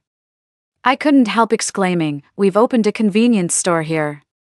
The originally empty cave was now full. The 3 freezers were connected outside, and there was even a circle of cabinets wrapped around them. There was everything to eat and use. Nora, you really impressed me. Nora looked proud. The preparatory work was almost done. We just had to wait to pick up the car tomorrow and wait for the end of the world. After relaxing, I started to check my emails. Suddenly, I found that Carter had sent me a document 3 days ago. After reading it, my heart sank. He said that there might be 2 types of zombie variants. One was direct mutation, that is, once bitten, one would immediately turn into a zombie. The second type was very scary. It had an incubation period. It might not mutate until 2 days later. This meant that when the zombie wave broke out, the normal people around might also be latent zombies. It was impossible to guard against. Early in the morning, the modification shop notified me to pick up the car. When inspecting the car, he mysteriously opened the car door and motioned me to look inside with his eyes. There were 10 barrels of gasoline stacked inside, and one barrel was about the amount of one fuel tank. I nodded with satisfaction and added an 8,000 yuan tip. The boss was so happy that his mouth couldn't close. Don't worry, we'll keep our mouths shut. I was speechless for a moment. In a few more days, I'm afraid there would be nowhere to spend money even if I had it. On my way back, I bought a few fire extinguishers. If these gasoline barrels were set on fire, it would be no joke. Just as I was about to lock the screen after paying, my phone received a push notification. At the real-time customs entry point in Washington, a man from Country M suddenly went crazy and bit other people. It's suspected to be rabies. I exclaimed in my heart that it was bad. This was clearly spreading over. I quickly got in the car and drove back. This person was obviously the second type of variant. He was infected in Country M and didn't show symptoms until after entering the country. It was hard not to suspect that it was a poisoning conspiracy. Outside the window, there was a lot of traffic. This sudden news didn't seem to have affected people yet, but soon, this peaceful scene would disappear completely. I sped all the way back to the air raid shelter. Nora was sticking artificial grass outside. If you didn't look carefully, it really blended in with the bushes next to it. In contrast, our place here was like a paradise. Victoria. Look, I ordered it urgently. It's autumn now, so I chose the withered leaf style. When spring comes, I'll change it to green. She still had a smile on her face. While I was feeling melancholy, I quickly pulled her into the cave and blocked the entrance with the car, with the door facing inward so that we could get out and get things conveniently. She didn't seem to have seen that news and was still excited as if she were going camping. I told her seriously, Nora, it has started in Washington. The end of the world was coming soon. I took out my computer and sorted out all the known information about zombies. I also read the chat records with Carter again. Suddenly, I found that all the things he discussed with me were some ingredients that could suppress thinking ability or strengthen physical strength. I recorded all the ingredients and their corresponding effects in detail, and Nora was making dinner there. She also urgently customized a small stove. Once the charcoal was lit, it could be used as a stove. After turning off the computer, I went out to take a look. She was actually frying beef tallow. There were hand-cut beef balls and various vegetables next to it. Hot pot. Spicy beef tallow hot pot. The fragrant and spicy hot pot base made my mouth water. It's nice of you to bother to prepare food. Do you still remember what Dean Lu always told us? Even if the sky falls, we have to fill our stomachs first. Most of the children in the orphanage were solitary and shy. They were always not active in eating. At this time, the dean would always tell us that no matter what, we had to eat our fill first. Only when we were full would we have the strength to live. The hot pot base gradually boiled, and the spicy smell filled the entire air raid shelter. I picked up the whole plate of beef and poured it all in. Why don't you put some vegetables in first to make a base? Nora protested. Eating hot pot means eating meat. The steam rose, and under the dim miner's lamp, we ate heartily. No one noticed that several news notifications had been pushed to the phone. Breaking news: a suspected new type of rabies virus has entered our country. Multiple cases have been found. Urgent notice: an unknown virus has appeared. Please, residents, do not go out unless necessary. 3 kilometers away at the gas station, a customer who was refueling suddenly tilted his head, his eyes rolled up, and he bit the employee who had his back to him without warning. After eating, we sorted out the garbage and temporarily placed it at the entrance of the cave. We planned to go out and throw it away during the day depending on the situation. Until now, I still didn't feel the reality of the end of the world. After everything was tidied up, we went back to the RV to get ready to sleep. The car door was modified with a device that could be locked from the inside. When locked, it couldn't be opened from the outside. In a real mess. Not only zombies were scary, but also crazy humans. Before going to sleep, I checked my phone and found that the world was already in chaos. My Instagram moments were full of short videos of zombies biting people. The bitten people quickly turned into zombies. After a week like this, we were not affected. During this period, it also rained, and we collected enough rainwater. Nora prepared portable filtration equipment. After heating, it was enough for daily use. Coupled with the bottled water and barreled water we purchased, we didn't have to worry about water in the short term. When we were imagining that we could probably survive like this until the zombies were eliminated, an accident happened. 3 weeks after the outbreak, we had just lain down. Suddenly, there was a strange noise outside the air raid shelter. It sounded like a fight, with the sound of biting mixed in. We held our breath and didn't dare to move. After about half an hour, it was finally quiet outside. We had installed a surveillance camera above the entrance of the cave. I quickly took out my phone to check. At this moment, there seemed to be no one outside. I checked the playback and almost dropped my phone in fright. Half an hour ago, a man was wandering around the entrance. At that time, we were still cleaning up the mess after dinner. He had been waiting, and when we quieted down, he quietly lifted the artificial grass and tried to sneak in. The next second, a zombie pounced on him and bit his neck. Then the two fought. Then, the man fell down, and the zombie staggered away. Not long after, The man also stood up with stiff limbs and left the surveillance range. During their scuffle, the artificial grass at the entrance was torn off. "I'll go out and have a look." Nora turned around and was about to get out of bed. The moment she was about to unlock the door, I suddenly felt something was wrong. "Stop, what's wrong? That man hasn't left yet." In the last second of the surveillance video, there was clearly a dark shadow shaking. Nora's face turned pale with fright, and she sat back on the bed, backing away. The RV almost filled the entrance. Without moving the car out first, a normal person couldn't squeeze in. The only flaw was under the car. Someone could crawl in, but the man outside had been bitten. Would he be so smart? Thinking like this, I felt a little relieved and casually wrote a note in the memo to find something to block the bottom of the car. We huddled together, trembling as we stared at the surveillance video on the phone. The bitten man was indeed still there.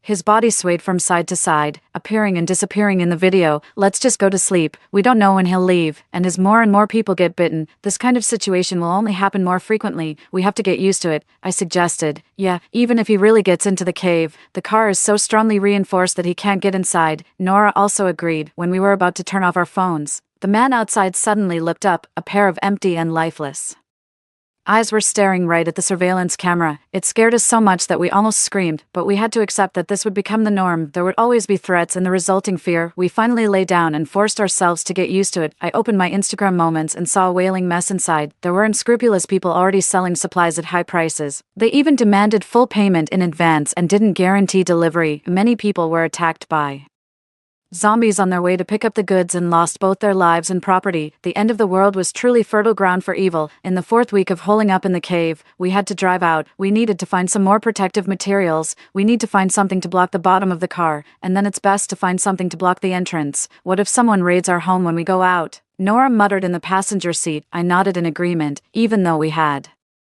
thought a lot at that time. There were inevitably still some omissions. We came to a scrap car yard. We drove around the yard and, after making sure there was no one around, finally stopped in front of a large pile of iron sheets. Nora sat in the driver's seat and leaned out half of her body to keep watch for me. I rummaged through the pile of scrap iron. Roar. Suddenly, the sound of a zombie biting came from not far away. I immediately turned around to get into the car, but it was too late. A pair of hands stretched up from under the iron sheets and firmly gripped my ankle. These hands didn't belong to a zombie, but to a normal man. He shook off the scrap car parts covering him and leered at me. He shook his phone, and the sound of zombies was playing on it. "Don't play tricks on me. Hand over whatever is in the car." The man roughly pulled me down and quickly turned over and pinned me down with his knee on my shoulder. So he was looting while taking advantage of the chaos. He picked up a large stone from the ruins and pressed it against my temple. I struggled to raise my head and winked at Nora. I was restrained, and she didn't dare to act rashly. I wanted her to run away, but the man suddenly started groping me restlessly. "You look thin, but you have everything you should." I felt sick to my stomach. "Brother," Nora smiled sweetly at him, "I'm even more shapely than her. Do you want to give it a try?" I clearly heard the man swallow hard, and the pressure of his leg on me grew even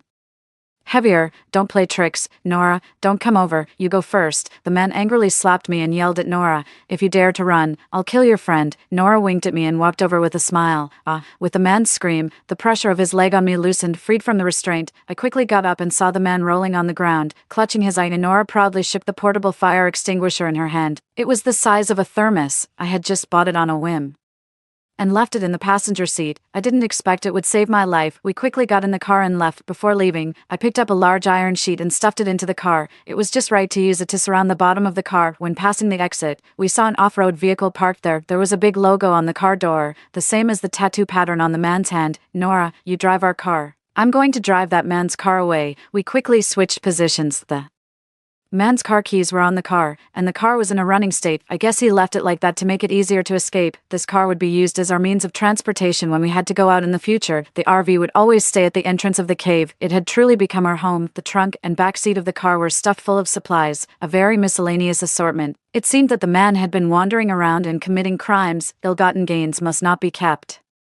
Every time we passed a residential area, I would throw down some supplies. From the rearview mirror, I could see that as soon as the car drove away, people hiding in the corners would rush out to pick up the supplies. I hoped they could hold out a little longer. Half a year after the zombie outbreak, finally some good news came. The country had developed a drug that could inhibit the spread of the virus once a person was bitten. The drug was airdropped at fixed points in residential areas every day. When I saw this news, my heart tightened. Wouldn't this cause an even more chaotic situation? People might get bitten while scrambling for the drug. However, the situation I was afraid of didn't occur. Before the airdrop of the drug, the situation of each residential area had been accurately locked down. Groups had been established based on this. The large groups were further subdivided into small groups. Group leaders were elected among the groups, and they arranged schedules after the drug was airdropped. People went downstairs to pick it up in order. One person picked up the drug while another escorted. Each person got one share, and no one took more. In this chaotic world, humans were saving themselves in an orderly manner. On the contrary, we were in trouble because we weren't in a residential area. We couldn't get the airdrop drug. Fortunately, the country had considered this situation and also carried out airdrops in places where there weren't many zombies. However, we had to find a way to pick it up ourselves. I dug out my fishing rod from the RV, wrapped a large hook with wire, practiced a few times, and then we set off for the airdrop point. There was no scene of people scrambling as I had expected. There was no one at the airdrop point, only a few lonely packs of medicine to be on the safe side. I still followed my original plan and didn't get out of the car. Instead, I opened the sunroof, climbed out, and used the fishing rod to hook the medicine outside like fishing. The car was running. If there was any situation, Nora would drive it away immediately. However, every precaution still has a loophole. I didn't expect a zombie to fall from a tree. It was only one step away from me. I quickly climbed back into the car and frantically pressed the window closing button. The thing's arm had already reached in and was waving around aimlessly in the air. We screamed and frantically picked up the backpacks beside us and hit the withered arm. However, it was no use. It was extremely strong, and the gap of the sunroof was being forced wider and wider. I remembered that there was a machete I had bought before under the seat. I quickly dug it out and chopped at the arm with all my might. The desire to survive made me use all my strength, and I chopped off its arm in 3 or 5 strokes. However, it still clung to the roof of the car and didn't leave. Carter had said that we had to attack their brains to be effective. Victoria, sit tight. Nora suddenly accelerated and then slammed on the brakes. We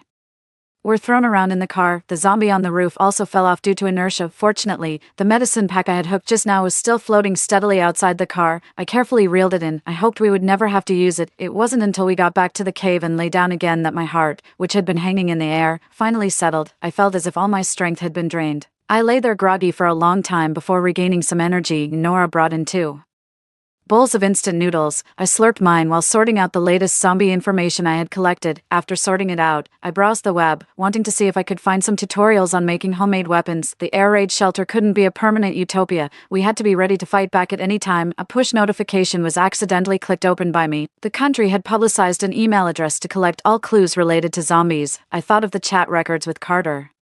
Before I sent the useful chat records and the recent zombie information I had recorded over, I was sitting in the off-road vehicle we had obtained earlier, parked outside the air raid shelter, scanning the surroundings. Nora was nimbly replacing the artificial grass at the entrance. The yellowish-brown one was being taken off and replaced with a green one. It had been 2 years since the zombie outbreak. It was completely different from the beginning. The air raid shelter was becoming increasingly empty. In at most 1 more month, our food would be gone. The zombie virus had broken out all over the world. Most countries had chosen to use force to kill the infected people. Only our country had chosen to do its best to shelter the infected. All major scientific research institutions were working non-stop to develop drugs. Everyone was looking forward to the day when those who had been bitten could recover. Crack. A zombie with its head hanging down walked towards us. Nora glanced up and then continued to arrange the grass. I also calmly reached my hand to the back seat and opened the car door. When the last side was glued on, she nimbly jumped onto the car and closed the door firmly. I opened the car window and threw a beer bottle into the distance. The zombie immediately turned around and walked towards the beer bottle. The latest research showed that these fully zombified people had no hope of being cured, and they were especially sensitive to harsh sounds. The beer bottles were originally collected by me with great effort, intending to make crude explosives, but it turned out that they posed no threat to zombies. Now they could only be used to make a noise to distract them. During this long ordeal, we had become numb and indifferent to the terrible situation. That day, Nora and I were taking inventory of the supplies in the air raid shelter. We had to reduce our daily food intake to delay the depletion of food as much as possible. My phone suddenly vibrated. A strange number was calling in. We looked at each other in surprise. After the zombie outbreak, not even telecom fraudsters would call. Why was it ringing now? Victoria, hello. I'm Charles, the director of the National Zombie Virus Research Center. As director, Charles introduced himself further. I finally remembered that more than a year ago, I had sent an email. He said that the information I provided was very valuable. We understand that you majored in biochemistry and have detailed records and research on this virus. Therefore, we hope you can join our team. After hanging up the phone, my excitement gradually subsided. Back then, I had entered the research institute as the top student in my major, but the research quota was snatched away by the daughter of a professor. Since then, I had been engaged in administrative work. My actual research work had been forced to stop. I didn't have the confidence to participate in a project that was crucial to the survival of all mankind. That night, I tossed and turned. Around midnight, Nora's phone rang. I don't know what was said on the other end, but there was a sob in her voice. Victoria, my dad was bitten too. He's been taken to the shelter. When she came to Washington to find me, she had forced her family to make preparations, so over the years, her family had been safe. But that day, Uncle Chin had been bitten while trying to save an infected employee. Seeing Nora's panicked look, my heart ached. No one could escape this disaster. What was even more unfortunate was that a large number of deaths had begun to occur among the infected in the shelter. Eliminating this terrifying virus had become extremely urgent. Early the next morning, we stuffed the remaining supplies into the RV and set off for the research center. The research center would take care of our food, clothing, housing, and transportation. We left the supplies in the RV along the way in residential areas. Many people were no longer hiding at home like at the beginning, but were bravely going out to search for food and supplies. Going out didn't necessarily mean being bitten to death by zombies, but staying at home any longer would surely mean starving to death. When we arrived at the research center, Nora was arranged to stay in the family building. I was taken by Director Charles to the laboratory. On the way, he told me that the institute had obtained an infected person from Country M. He carried the original strain of the virus. They were using him as the research object to develop an antidote. After Director Charles explained the latest research progress to me, he took me to see the infected person. We tested his blood and found complex drug residue components. We suspect that he was an experimental subject in Country M before. How did you bring him here? He was about to be transported away as medical waste and burned. Our colleagues stationed abroad discovered him and saved him. Director Charles sighed again and said, recently, a large number of infected people have died. I don't know if he can hold on. As soon as he finished speaking, the door in front of us was opened. A room like a cage appeared in front of me. A man in a hospital gown was huddled in the corner, growling softly. I walked towards him nervously. He suddenly looked up and pounced on me. I was stunned and froze on the spot. Carter, obviously. He couldn't understand my call. I looked at Carter, who was imprisoned and walking like a dead man, frowning. Director Charles beside me pressed the remote control in his hand, and Carter was immediately pinned to the wall like a piece of meat on a chopping board, spread-eagled. His wrists and ankles were shackled. I walked in and observed him carefully. He has a lot of Greek letters and times engraved on his arm. The times are basically around the first outbreak of zombies, but we haven't deciphered what the letters mean, Director Charles said as he rolled up his sleeve. I took a look and understood. Perhaps he injected the drugs into himself. These letters were the ingredient codes specially compiled by our professor. I guessed that after Carter was bitten, while he was still conscious, he used himself to test the antidote. The first injection time was 5 minutes after he sent the video. The whole record only lasted less than 48 hours. After he got sick, it was interrupted. I quickly recorded all the ingredients. This was the research data he had obtained at the cost of himself. The laboratory here was huge. All the top experts in the country had gathered here. Everyone was fighting a desperate battle against this disaster. We had a meeting with relevant departments. Preliminary research had verified that due to different innate constitutions and genes, some people would get sick and die shortly after being infected, while some others would survive as zombies without consciousness or metabolism, like Carter. But whether they were alive or dead, their central nervous systems had been damaged and could never return to normal. This damage was irreversible. Hearing this, I was shocked. Then why were we still sheltering those clearly infected people? It was a huge waste of energy and financial resources, because all policies are people-oriented. After the meeting, Director Charles heard my doubts and explained with a smile, for us, those in the shelter are just living corpses, but for their families, they are their dearest and closest people, even if they are just walking corpses.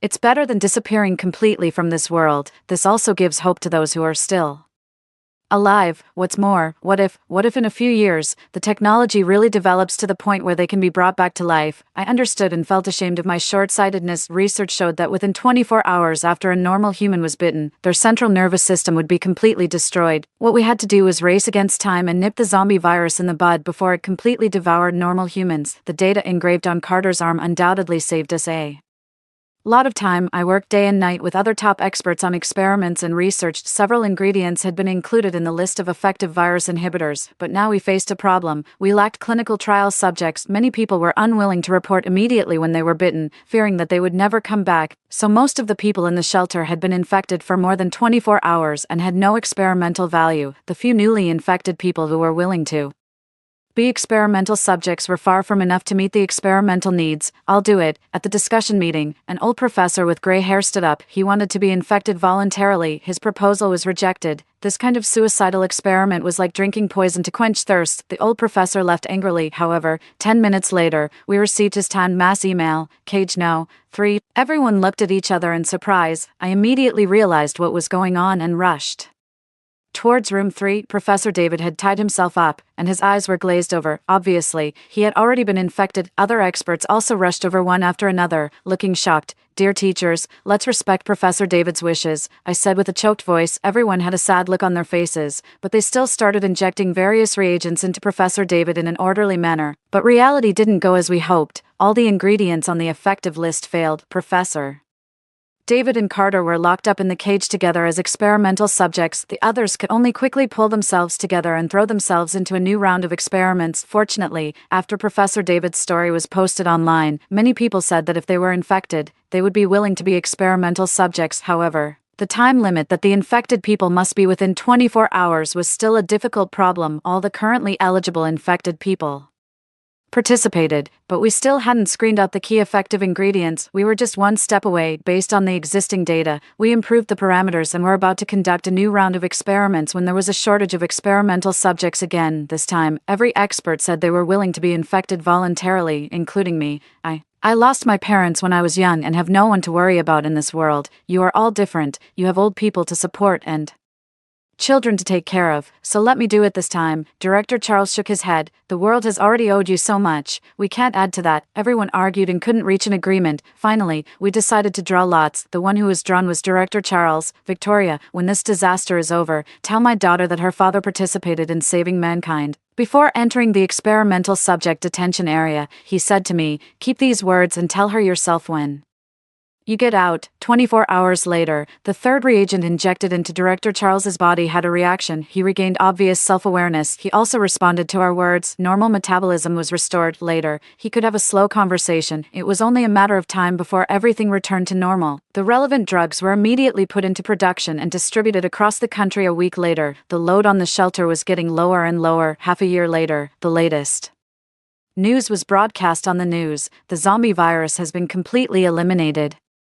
It was over, but some things could never be erased. For example, the infected person shelter. As long as there was still one infected person alive, it would exist. Family members would visit these infected people with lost consciousness regularly, like visiting patients or prisoners. They were witnesses to that terrifying era when manpower and resources were freed up. Various researches became more abundant. For example, we also discovered that when certain physical function parameters of the infected person dropped to a certain value, it meant that they didn't have much time left. But Carter was an exception. All the parameters showed that he couldn't survive for long, but he had always been in that small space, not struggling, breathing slowly, until I applied to the state to bring his parents back to China. The moment the two elderly people, who had been tortured and looked haggard, landed, I received a message from the research center. Carter has no vital signs. Outside the arrival hall, the sun was shining brightly. It had only been a little over a month since the disaster ended. Everything seemed as if it had never happened. People were busy moving around like ants. Get in the car, Victoria. Nora was waiting in our RV. The protective nets on the vehicle body and the anti-peeping films on the glass had been removed. The clear scratches on the outside showed that it had fought through a tough time. Story 2. In my past life, I set free the mermaid my brother had captured, yet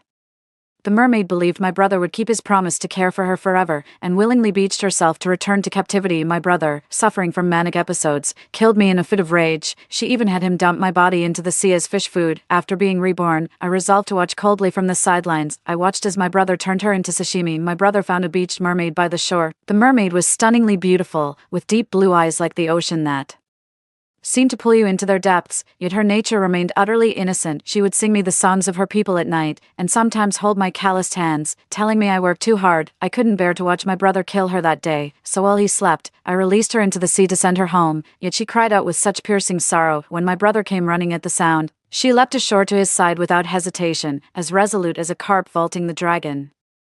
Gate 1. The mermaid returned to the aquarium my brother kept in the kitchen, but in his manic episode, he killed me. Eager to make a good impression on my brother, the mermaid floated in the tank with her tiny fists clenched. Throw her into the sea for shark food. I told you I'm never going back to the ocean. Before the excruciating pain of my organs being shredded could fully fade, I realized I'd been reborn. My brother came back dragging an enormous fish tank, his face beaming with excitement. The container covered by a thick black cloth. Tao, guess what I caught this time? What is it? I knew it without guessing. It's that mermaid. My brother mysteriously drew all the curtains before unveiling the black cloth, revealing a dying mermaid lying beneath. Her hair flowed like seaweed, and her tail bore a clear blunt force wound. This is something no one in our town, perhaps the entire world, has ever seen before. My brother was so excited he seemed almost delirious. I understood what he meant. We grew up parentless in this borderland town, two kids with no means to support ourselves. Ostracism and isolation became our daily reality. No wonder he's thrilled. He's finally found something that'll make everyone see him in a new light. The mermaid awoke, blinking her luminous eyes at us in bewilderment. Who are you? I found you passed out on the beach and brought you here. I'm Kai. What's your name? Just like in our past life, my brother asked with a gentle smile playing on his lips.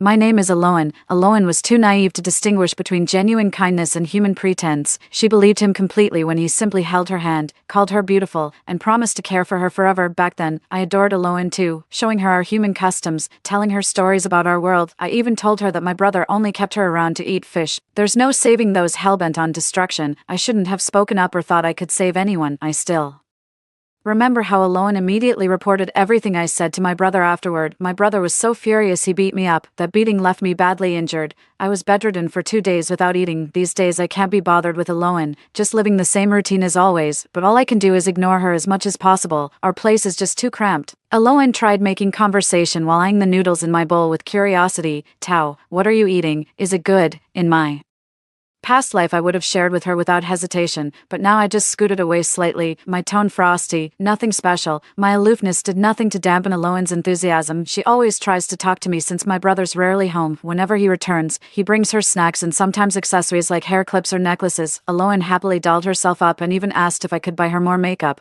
I want Kai to see the prettier version of me, she spoke with coy hesitation. Is this how women act when they're in love, or is it just mermaids being like this? I turned her down, resolved to avoid any further interaction with her. Today my brother plucked a few of her scales, planning to show them off at the market. Her face twisted in pain, yet she let her brother pull it out, having gotten his way. Her brother wrapped his arms around her and kissed her forehead. Thank you, darling. You're the only one who truly understands me. Maybe one day we'll have a fairy tale wedding. With fireworks lighting up the sky, Aloan's face was radiant with joy and happiness. I stood by as an extra in the background. My brother told Aloan that mermaid scales could fetch a fortune, so we'd all have food to eat. It was my idea. I insisted he pluck those scales. To my surprise, Aloan actually believed it. The way she looked at me turned icy. Her gullibility played right into my hands. Exactly as I'd anticipated, my brother and I barely scraped by doing odd jobs as adults, though we often got shortchanged. At least we didn't have to survive on scavenged vegetable scraps and leftovers. Later, we saved enough to qualify for overseas work, finally freeing us from constant hunger. He knew I'd disrupt his plans and develop sympathy for Aloan. He guessed wrong. I'll never play the bleeding heart fool again. I'll never forget how dead serious Aloan looked when she told her brother to throw me into the sea. At the marketplace, everyone was fascinated by the scales her brother had brought. A well-traveled man marveled at the aurora-colored fish scales in awe. What creature did you take these from? I've never seen any this large before. My brother relishes being the center of attention, with everyone listening intently to his words. Encountered it at sea. That beast was enormous, with a tail like a ship's sail. I focus on gutting the fish. I clean and dry the fish he catches. Then the town merchants collect them to sell wholesale. I've been gutting fish with a knife since I could walk, quick and clean, leaving nothing behind. My brother made sure. Aloan peeked through the kitchen window to watch me work. Aloan scowled as I dispatched fish with single practice strokes. Barbaric. I straightened up and saw my brother's satisfied expression, feeling utterly speechless. Bro, there's no need for this. I couldn't care less whether she lives or dies. Of course my brother didn't believe me. He just chuckled without saying a word. Ever since Aloan saw me gutting fish, she's been keeping her guard up around me whenever I cook in the kitchen.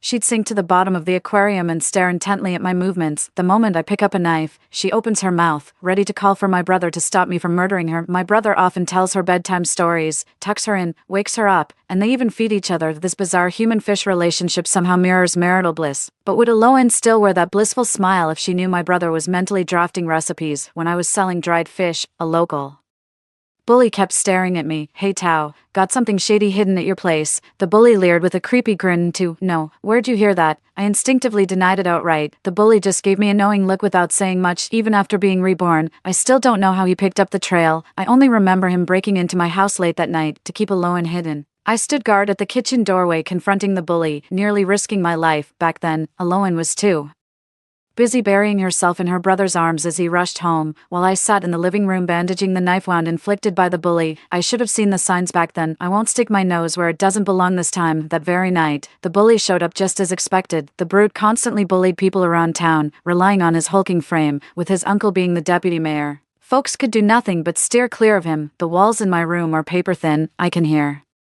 his footsteps pacing in the living room. My brother's out fishing. His boat should have just docked by now. He'll be home in about 10 minutes. The thug ransacked every room in my house until he finally forced open the kitchen door. After a splashing sound in the water, I heard Alohan's wary voice. The bully looked both shocked and thrilled. Holy crap, it really is a mermaid. Are you for real? Get away, don't touch me. Alohan shrieked. Thrashing in the water with increasing frenzy, I lay motionless in my room, entertaining dark thoughts. If only he'd just get rid of that troublemaker Alohan right now. But my brother returned surprisingly fast, just in time to see the bully trying to drag Alohan away. In desperation, my brother grabbed the harpoon by the door and fought him through the paper-thin door. I could hear Alohan crashing to the floor and the sickening sound of the sharp prongs piercing flesh. Alohan's initial terrified screams gradually faded into silence along with the entire surroundings. My brother panted heavily, sounding almost disbelieving. Is he dead? Alohan answered guiltily. But my brother's tone was gentle. Having lived with him day and night, I could detect the underlying savagery and excitement. I just saw your tail fin strike him and he died instantly. Is your caudal fin venomous? But my parents taught me not to use venom recklessly. Still, protecting you is what I must do. So mermaids are actually poisonous. Brother couldn't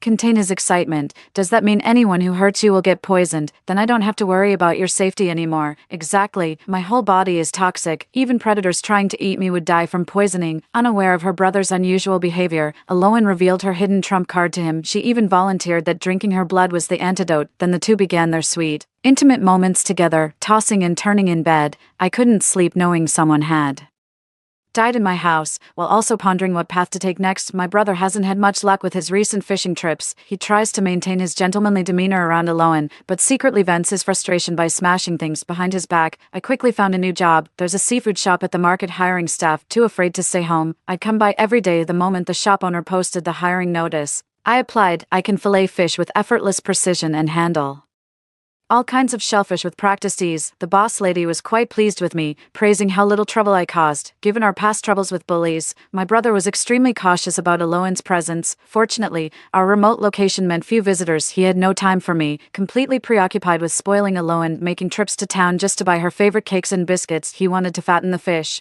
but the fish simply felt deeply loved. It's peak travel season now, with many out-of-towners vacationing by the sea. Apart from the distant clouds over the beach, there's not much scenery here, just budget travelers or those seeking off-the-beaten-path spots. I arrived even earlier than my already 2-hour advanced work schedule. A rush of customers had just arrived that morning, and the boss's wife was frantically cleaning fish when she spotted me, both surprised and delighted. Tao, why are you here so early again today? My brother woke up, so I headed out. I said calmly, taking the knife from her hand. Only then did she find time to help the boss who'd been working the wok so hard it was smoking. She wiped the sweat from her brow, a flicker of compassion in her eyes. Sigh, your brother really, you're his only flesh and blood. You'd think he'd take better care of you. I shook my head without responding. I rushed out the door as soon as my brother woke up, wanting to avoid any arguments. Not that I could win a fight against him anyway. As for Alohan, she quickly picked up on my brother's dejection and even offered to help lure prey from the sea for him. Of course, my brother wouldn't let her leave the kitchen fish tank. I made an extra $50 in tips today, which I left with the landlady along with most of my earnings from these past few days. The small portion I brought back was mostly used by my brother to buy things for Alohan. Tao, what are you saving this money for? The shopkeeper helped me put the money away and casually asked.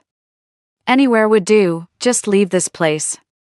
Go somewhere with real Tao trees. My mom gave me this name. I've only eaten Tao 3 times, sweet and crispy. The shop owner's wife turned away and wiped her eyes. When I got home, there were 2 strangers at my doorstep. They were town detectives. The local bully had been missing for ages without any leads, so his uncle, the deputy mayor, hired investigators who eventually traced the case to our family. Only people like them could afford to hire detectives. Their expressions suggested they hadn't spotted Alohan. When I entered, the aquarium only held a few seashells. After turning the house upside down without finding any clues, the detectives left. Several hours after their departure, my brother finally wheeled the aquarium to the beach behind our house. Tao, help me push the cart. We need to bring Alohan back. I was surprised that my brother had Alohan temporarily returned to the sea to evade the detectives. When we reached the shore, there was no sign of the mermaid. I didn't even Need to glance sideways to know my brother must be furious right now. His fists were clenched, his entire body trembling uncontrollably. Aloan, where are you? The shoreline lay silent, answering him only with the occasional cresting wave. After searching the beach for an hour, the brother finally stopped and drove his fist into the sand. The yielding grains absorbed the blow with gentle resistance, leaving his knuckles flushed crimson. Damn it! If I ever see her again, I'll make her pay, he growled through clenched teeth. Meanwhile, in the ocean's depths, Aloan seemed to sense something and angrily shook off her sister's hand. I can feel it. Kai's looking for me. He must be frantic right now, happy now that you've torn us apart. Her sister Maris took a deep breath. We're not even the same species as humans. How could he possibly truly love you? Aloan was too deeply in love to hear any of this.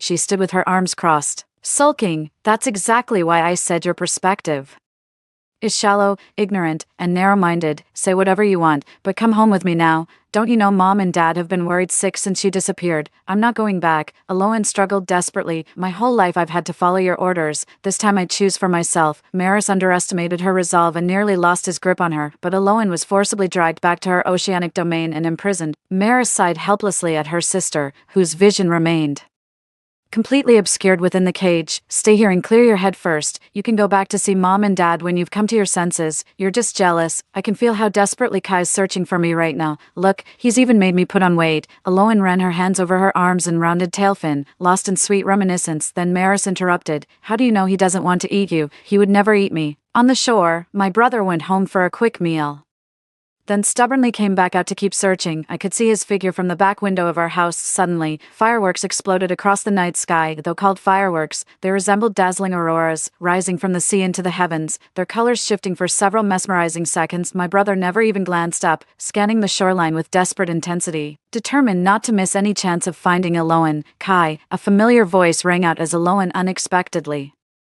leaped from the sea. Her brother immediately reached out to embrace her, kneeling on the shore with tears of joy. Was that fireworks you just set off? Darling, they were breathtaking. Yes, I used my scales to create them. Magnificent, aren't they? Aloan flicked her fishtail with pride, noticing her damaged scales. Her brother anxiously carried her home in a hurry. When they returned, I overheard Aloan urging her brother to capture her sister too. It was Maris who took me away. Luckily I managed to escape. Who knows how long it would have been before we saw each other again. Aloan's eyes welled up with tears as she reached the painful part of her story. Who are you? Her brother patted her head with tender affection in his voice. All right, I'll make sure to bring her back to apologize to you. Just wait for me. I sat in the living room contemplating my departure. Aloan stayed in the kitchen fish tank as if it were her real home. Tao, your brother adores me. You're not jealous, are you? I nearly burst out laughing when I heard that. Jealous? I couldn't be happier about it. Aloan's intel was spot on. Her brother actually went and captured her sister too. Watching her sister suffer because of her, Aloan could only beam with pride at her partner's masterful fishing skills. See, Maris, I told you my beloved was extraordinary. Maris was too furious to speak, her body covered in wounds. My brother gazed proudly at his creation before bossing me around again. Tao, go fetch a larger fish tank. The desire to leave struck me at that very moment. I'm done taking orders. It's time to follow my own voice. In the dead of night, I heard rhythmic tapping sounds, deliberately muffled to near silence. I'm hypersensitive to noise. The slightest unnatural sound keeps me wide awake. Wrapping my robe around me, I found Maris in the living room tapping away with exaggerated caution. She bit her lip nervously when she noticed me. Could you help me? I govern this stretch of ocean. Without me, the fish would be easy prey. She trailed off, realizing her words contradicted human intentions. I studied her with curiosity. Apparently, not all mermaids are created equal. Maris seemed much more composed, still trying to reason with Aloan even while trapped in the fish tank. It's truly pitiful how far she's been dragged into this mess. Maris sank dejectedly to the bottom of the tank as I gently tapped the glass with my finger. I can save you, really. Name your price. I can give you anything. Moon pearls, gold, diamonds, or pearls. Maris perked up instantly, though she remembered to keep it low-key and avoided making a scene. I reached out my hand to her. Come on, I'll carry you to the shore. I carried Aloan to the beach like this before too, though I had to drag her there against her will. She screamed and squirmed the whole way there. Maris was much more cooperative, her cool body curled motionless in my arms, but I still managed to make some noise when we left. The sound of the door slamming woke Aloan. When she opened her eyes and saw me leaving with Maris, she immediately started frantically tapping on the fish tank. Kai, she's escaping. Kai, my brother's neurasthenia was quite severe. He woke up instantly from the commotion. He runs faster than me. Just before he could catch up, Maris and I dashed into the sea. The water was Maris' domain. With a gentle flick of her tail, she effortlessly propelled me back to the surface. My brother stood on the shore watching us from afar, his eyes dark and brooding. Tao, Do you have a death wish? Then kill me. I know you've always wanted to. I was furious too, though I brought this on myself by being reckless and insisting on saving Aloan, but it was my own brother who struck the final blow. We stood in stalemate like that for a full half hour, until my brother finally turned back first under Maris' worried gaze. I eventually retreated as well. Before leaving, Maris kissed my forehead in gratitude. Thank you. I truly don't know how to repay you, should you ever visit my stretch of the sea. I'll have every fish salute you in honor, for, don't mention it, no worries, he won't do anything to me. Once my brother cools down, he won't take it out on me anymore. He still needs me to help get the fish besides. My luggage is still at home. I want to take it with me. All right, you're a good person. Our merfolk clan consents when one of us dies. You should leave this town as soon as possible. After all, my sister's been spoiled rotten by our parents. If anything happens to her, they'd raise hell. Maris looked at me with concern. So that's how it works, serves them right. What goes around comes around. Only after watching me walk away did Maris finally turn and descend back into the ocean depths. When I returned, I saw my brother violently kicking the fish tank. How could you let your sister escape? Was this deliberate? You never intended for me to catch her, did you? Are you playing games with me? He glared at Aloan, gripping the edges of the fish tank with both hands, barely restraining himself from lashing out. I'm sorry, this is all my fault. Aloan burst into tears from fright. Seeing this, her brother pinched his own thigh again to suppress his rising temper.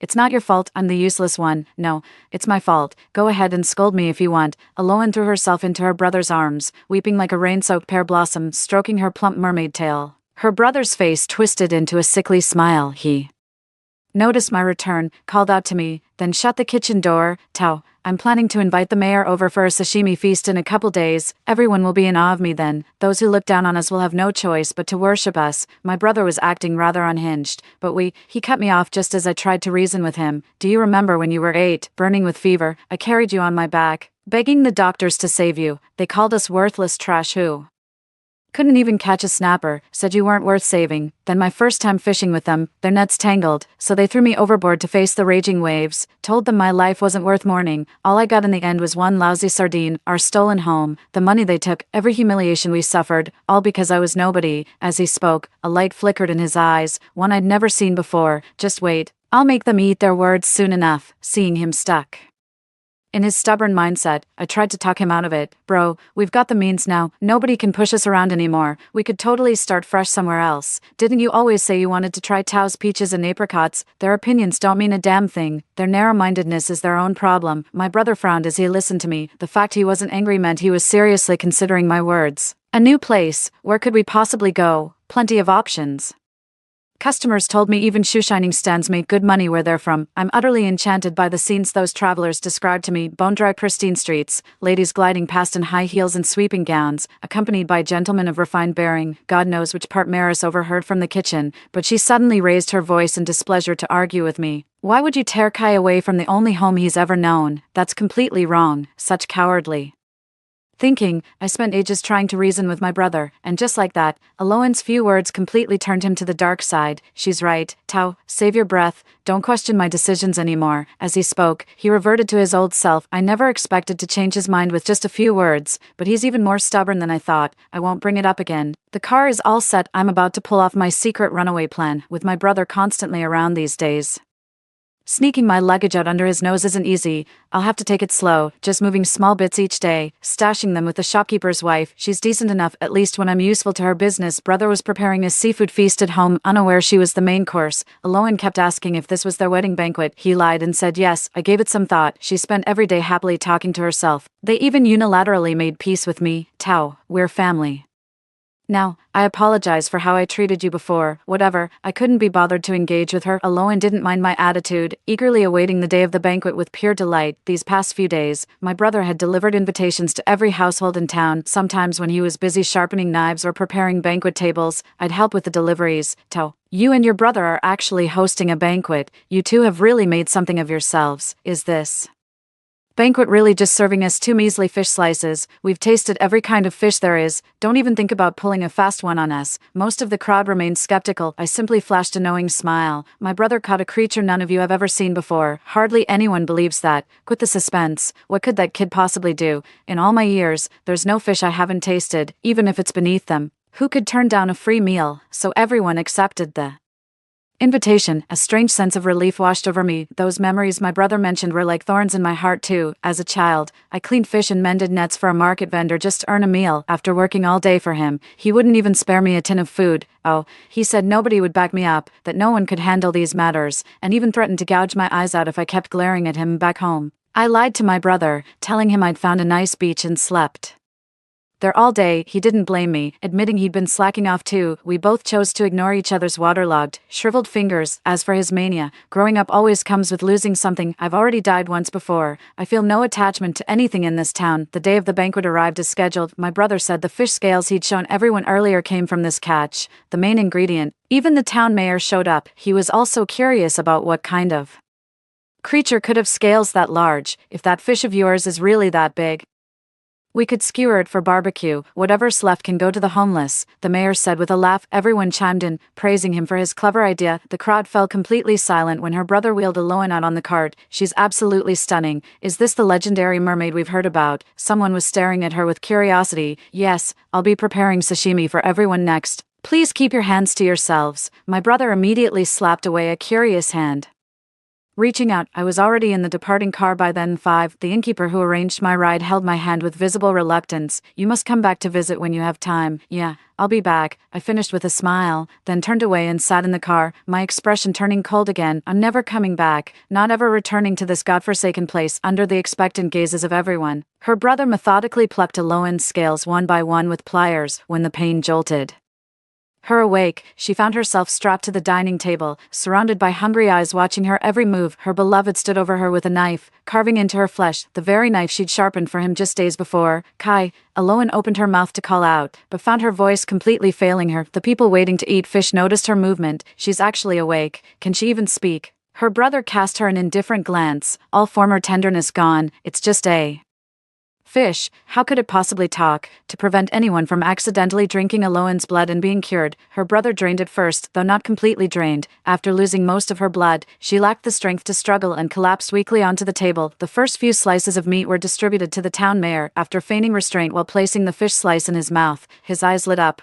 Tender and delicious. Give me a few more slices. His greedy demeanor left those who hadn't gotten any fish slices rather displeased, but since he was the town mayor, nobody dared to speak up. The elder brother smiled gently. No need to rush. I'll make sure everyone gets their fair share in turn. The poison must be evenly distributed, otherwise some would die while others survived. The mayor, thoroughly enjoying the meal, urged his secretary to fetch fine wine for everyone. The secretary rushed back without delay to get the wine. The eldest brother received the first cup, took a sip, and smiled in satisfaction. Our chef deserves the first toast. After the mayor spoke, everyone's attitude toward my brother changed completely. I always knew Kai would be the most successful of the bunch. He's the best sailor every time we go out. I always want him on my crew. They were saying things that completely contradicted their actions, but it didn't matter. They now treated my brother with deference beyond them. Even more townsfolk had come running upon hearing the news. Aloan was by far the most despairing of all. Drained of blood, she lacked the strength to resist yet couldn't die. She could only watch helplessly as she indirectly caused so many deaths. Her lover carved her flesh slice by slice with a knife, even consuming some himself, whether from rage or prolonged dehydration. Aloan's mind grew foggy, consumed by grief. Suddenly it dawned on her that she could still turn to her parents for help. If they summoned a tsunami to engulf the entire town, she'd regain her freedom of movement and could return home. The people at the table, and those standing by waiting to eat the fish, they all watched curiously as Aloan threw back her head and let out a piercing scream. They couldn't understand the mermaid's voice. The mayor watched Aloan's pained expression with growing fascination. She's actually crying. This fish can shed tears. Now Aloan truly understood fear. She finally realized how terribly wrong her actions were. Not only did she walk right into the trap herself, she nearly got her sister killed. Now that her sister has returned to the sea, she must have told their parents everything. They must be utterly disappointed in her. They won't come to save her now. Aloan lay on the table weeping faintly, her tears lending the fish meat an unexpected hint of flavor. Kai, could you share with us how you caught this mermaid? The older brother smiled with narrowed eyes. Sure, no problem. The sea was particularly rough that day. He spun a random tale, yet everyone at the table was completely captivated. With such an extraordinary experience, you really ought to write a book. Absolutely, this is simply incredible. The group chimed in with enthusiastic comments. His voice gradually trailed off as he spoke. The first to collapse was the town mayor, who had gorged on fish slices and downed copious amounts of liquor. Everyone just assumed he was drunk, laughing and teasing him about his low alcohol tolerance. Then, more and more people began Dropping like flies, the massive dining table stood at our doorstep, in that seldom visited place, now littered with corpses. Aloan watched helplessly as her brother's face turned deathly pale. He wouldn't last much longer. Tears welled in her eyes as she whispered to him, "Why?" Her brother gently stroked her cheek. "Why? Perhaps because killing you would benefit me more than marrying you ever could." Only bones remained where Aloan's fishtail had been. Trembling, she watched as her brother collapsed too. "Everyone is dead." Her head grew dizzier. She was dying too. My brother actually eavesdropped on my conversation with Maris. He knew a mermaid's death would trigger a tsunami, so he'd made peace with death. Tasting mermaid flesh before dying would make it worthwhile. The tsunami never came. Instead, there was a bizarre mermaid murder case. They discovered a table full of corpses, including a human torso with fish bones. Some suspected the massive fish skeleton had been stitched on. No. Some believe it was a genuine mermaid. I traveled by bus to a landlocked southern city where the locals carried themselves with refined grace, their manners gentle and poised, a stark contrast to those I'd known. I started by selling newspapers, then flowers, and eventually saved enough to set up a fish stall in the market. My stall gained regular customers because I prepared the cleanest fish in the market. This pays way more than shark fishing by the shore. I thought the tsunami had already wiped out that coastal town. A year later, I finally got that call from the shop owner lady. "Tao, how's life treating you out there? Coming back for a visit?" I almost thought it was a ghost calling. After some casual conversation, I learned that everyone who ate the fish back then had died, including my brother. Those who didn't eat the fish survived, and the tsunami never happened. I made time to go back for a quick look. The S shop has now doubled in size, and she's doing quite well. The town's population has dwindled by more than half, leaving abundant resources for every remaining soul. I also visited what used to be our family home with my brother, now just ruins, though a few memorial tablets still remain. Upon closer inspection, I was surprised to find Aloan's among them, but I suspect it's because Aloan had once joyfully copied a marriage vow from the newspaper herself. 6. So the memorial tablet maker genuinely believed she was my brother's beloved. In a way, she got her wish fulfilled. After reading it, I prepared to take my leave. There's nothing left for me here. I've already started a brand new life. Soon I'll have saved enough for a house and car too. The end. Story 2. My sister has always been naturally kind-hearted, whereas I have always been seen as the bad seed. A heat wave was approaching, so we stockpiled supplies at home to avoid going out. When she saw a boy, who appeared to be around 7 or 8 years old, crying and asking for help, she decided to take him in. After all, we've prepared so much. One more person won't make a difference, especially since he's just a child. I warned her that the boy seemed unusually mature for his age and that things might not be as simple as they appear. I suggested we observe him a bit longer. She accused me of being cold-hearted by nature and let the boy into our house despite my concerns. Not only that, she convinced our mom to make me share a room with the boy that night. The little boy with ill intentions climbed into my bed. I was violated, and yet my sister asked me to forgive and forget, and to marry him. She even locked me on a sun-drenched balcony with temperatures soaring over 60 degrees Celsius to force my compliance. In a fit of rage, I set fire to the house, killing everyone. When I opened my eyes again, I was back to a day before it all happened, looking at my unscathed sister, and I laughed. This time, I will show them what being a true bad seed means. "Eleanor, you're amazing for stockpiling so much," Aurora said. "Now even if the heatwave lasts a month as the officials predict, we won't have to worry." The pain of being engulfed in flames was still fresh, yet I could already hear my sister Aurora's voice. "Eleanor, go and prepare some more. The more supplies we have, the more people I can help." I stared blankly at Aurora in front of me. I was supposed to have died with her in the fire. Seeing no response from me, Aurora pushed me. "Are you listening?" I nodded and replied, "I heard you." The reality of the touch made me realize I had been reborn, and I was reborn to the day before any of the tragedy had occurred. Aurora kept talking. "That's right. I always said you need to control your temper and learn to be kind. It'll make you a better person." In my past life, I listened to her and our mom. I took out all my savings and stockpiled even more supplies when we already had enough. Soon after, the things I had desperately gathered were given away to others who hadn't managed to secure any. By her seeing me motionless, she urged, "Hurry up, what are you standing there for?" I wiped the sweat from my forehead, licked my dry lips, and walked to the fridge to grab a cold Coke to quench the burning heat I felt. Then I looked at her and said, "Let's go together." Used to bossing me around, Aurora was stunned by my suggestion. She quickly responded, "It's so hot outside, running around could kill you, and it's chaotic these days. I don't want to go. Besides, you're strong and experienced. If I went, wouldn't I just be in your way?" So, it turns out the heat could kill, and they were well aware of it. At this time last year, the temperature had already soared to 46 degrees Celsius, yet they still didn't care and sent me out to gather more supplies. I smiled at my mom. An extra person could lend a hand. Besides, my sister is worried about the heat. She could just wear sun protection and carry an umbrella, right? Or "Mom, why don't you come with me?" Of course, my mom didn't want to go, and Immediately looked at my sister. If your sister asks you to go, just go. It's good to help each other out. As I've grown older, I find it hard to endure such high temperatures. Is it only me who can stand it, while everyone else can't? With no other choice, my sister, looking defeated, stepped out of the house with me. In my previous life, my mother always favored my sister. I always thought it was because I wasn't trying hard enough or obedient enough. It wasn't until I was on my deathbed that I learned the real reason. It was all because of my dear sister. My sister, 3 years my senior, studies genetics. She claimed that her research with big data provided ample evidence that I was inherently evil. She told my mother about how I used to dissect frogs when I was young. Not only that, but any dead rats or cats found at home were also my doing. She brought up many cases she found, saying that people like me were born without emotions and had high IQs, which is why I seemed cold but did well. In school, she warned that if not controlled, I might end up committing serious crimes. My mother believed her and always guarded against me. My sister claimed I had an emotional disorder and needed to follow her advice and do more good deeds. But what I realized in my second life was that all these good deeds were sacrifices made at my expense, and because of my sister's words, even when I was tortured to near death, there was not a hint of distress in my mother's eyes. Instead, she seemed relieved. Thankfully, fate gave me a second chance at life. This time, I'll show them what a true bad seed looks like. Let's say I asked my sister to gather supplies with me, but it was just an excuse. Why should I suffer alone in such high temperatures? Once we stepped outside, a wave of heat hit us. The scorching sensation made one want to jump right back into an air-conditioned home, but I knew I had to go out. If I missed today, the temperature would only continue to rise, eventually soaring above a terrifying 60 degrees Celsius. Once outside, I purposely sped up, leaving my sister behind and heading straight for the destination. Though I blindly trusted them once, I wasn't foolish. To the extreme weather, along with high temperature warnings and abnormal magnetic fields, indicated a tough battle ahead. So, when initially stocking up on supplies, I stored most of them in a rented basement, leaving only some at home. In my previous life, I didn't have the chance to tell them before they betrayed me. With sufficient supplies, I no longer needed to scramble for more but went to buy a lithium chainsaw instead. While not as lethal as a dagger, it was enough to intimidate. Besides, I also bought several fruit knives and daggers for self-defense when necessary. Finally, I purchased a few hidden cameras. After gathering everything I needed into my backpack, I headed to the basement. In my past life, I found the basement cooler than an air-conditioned room when stocking up on supplies, considering the current temperature of over 40 degrees Celsius.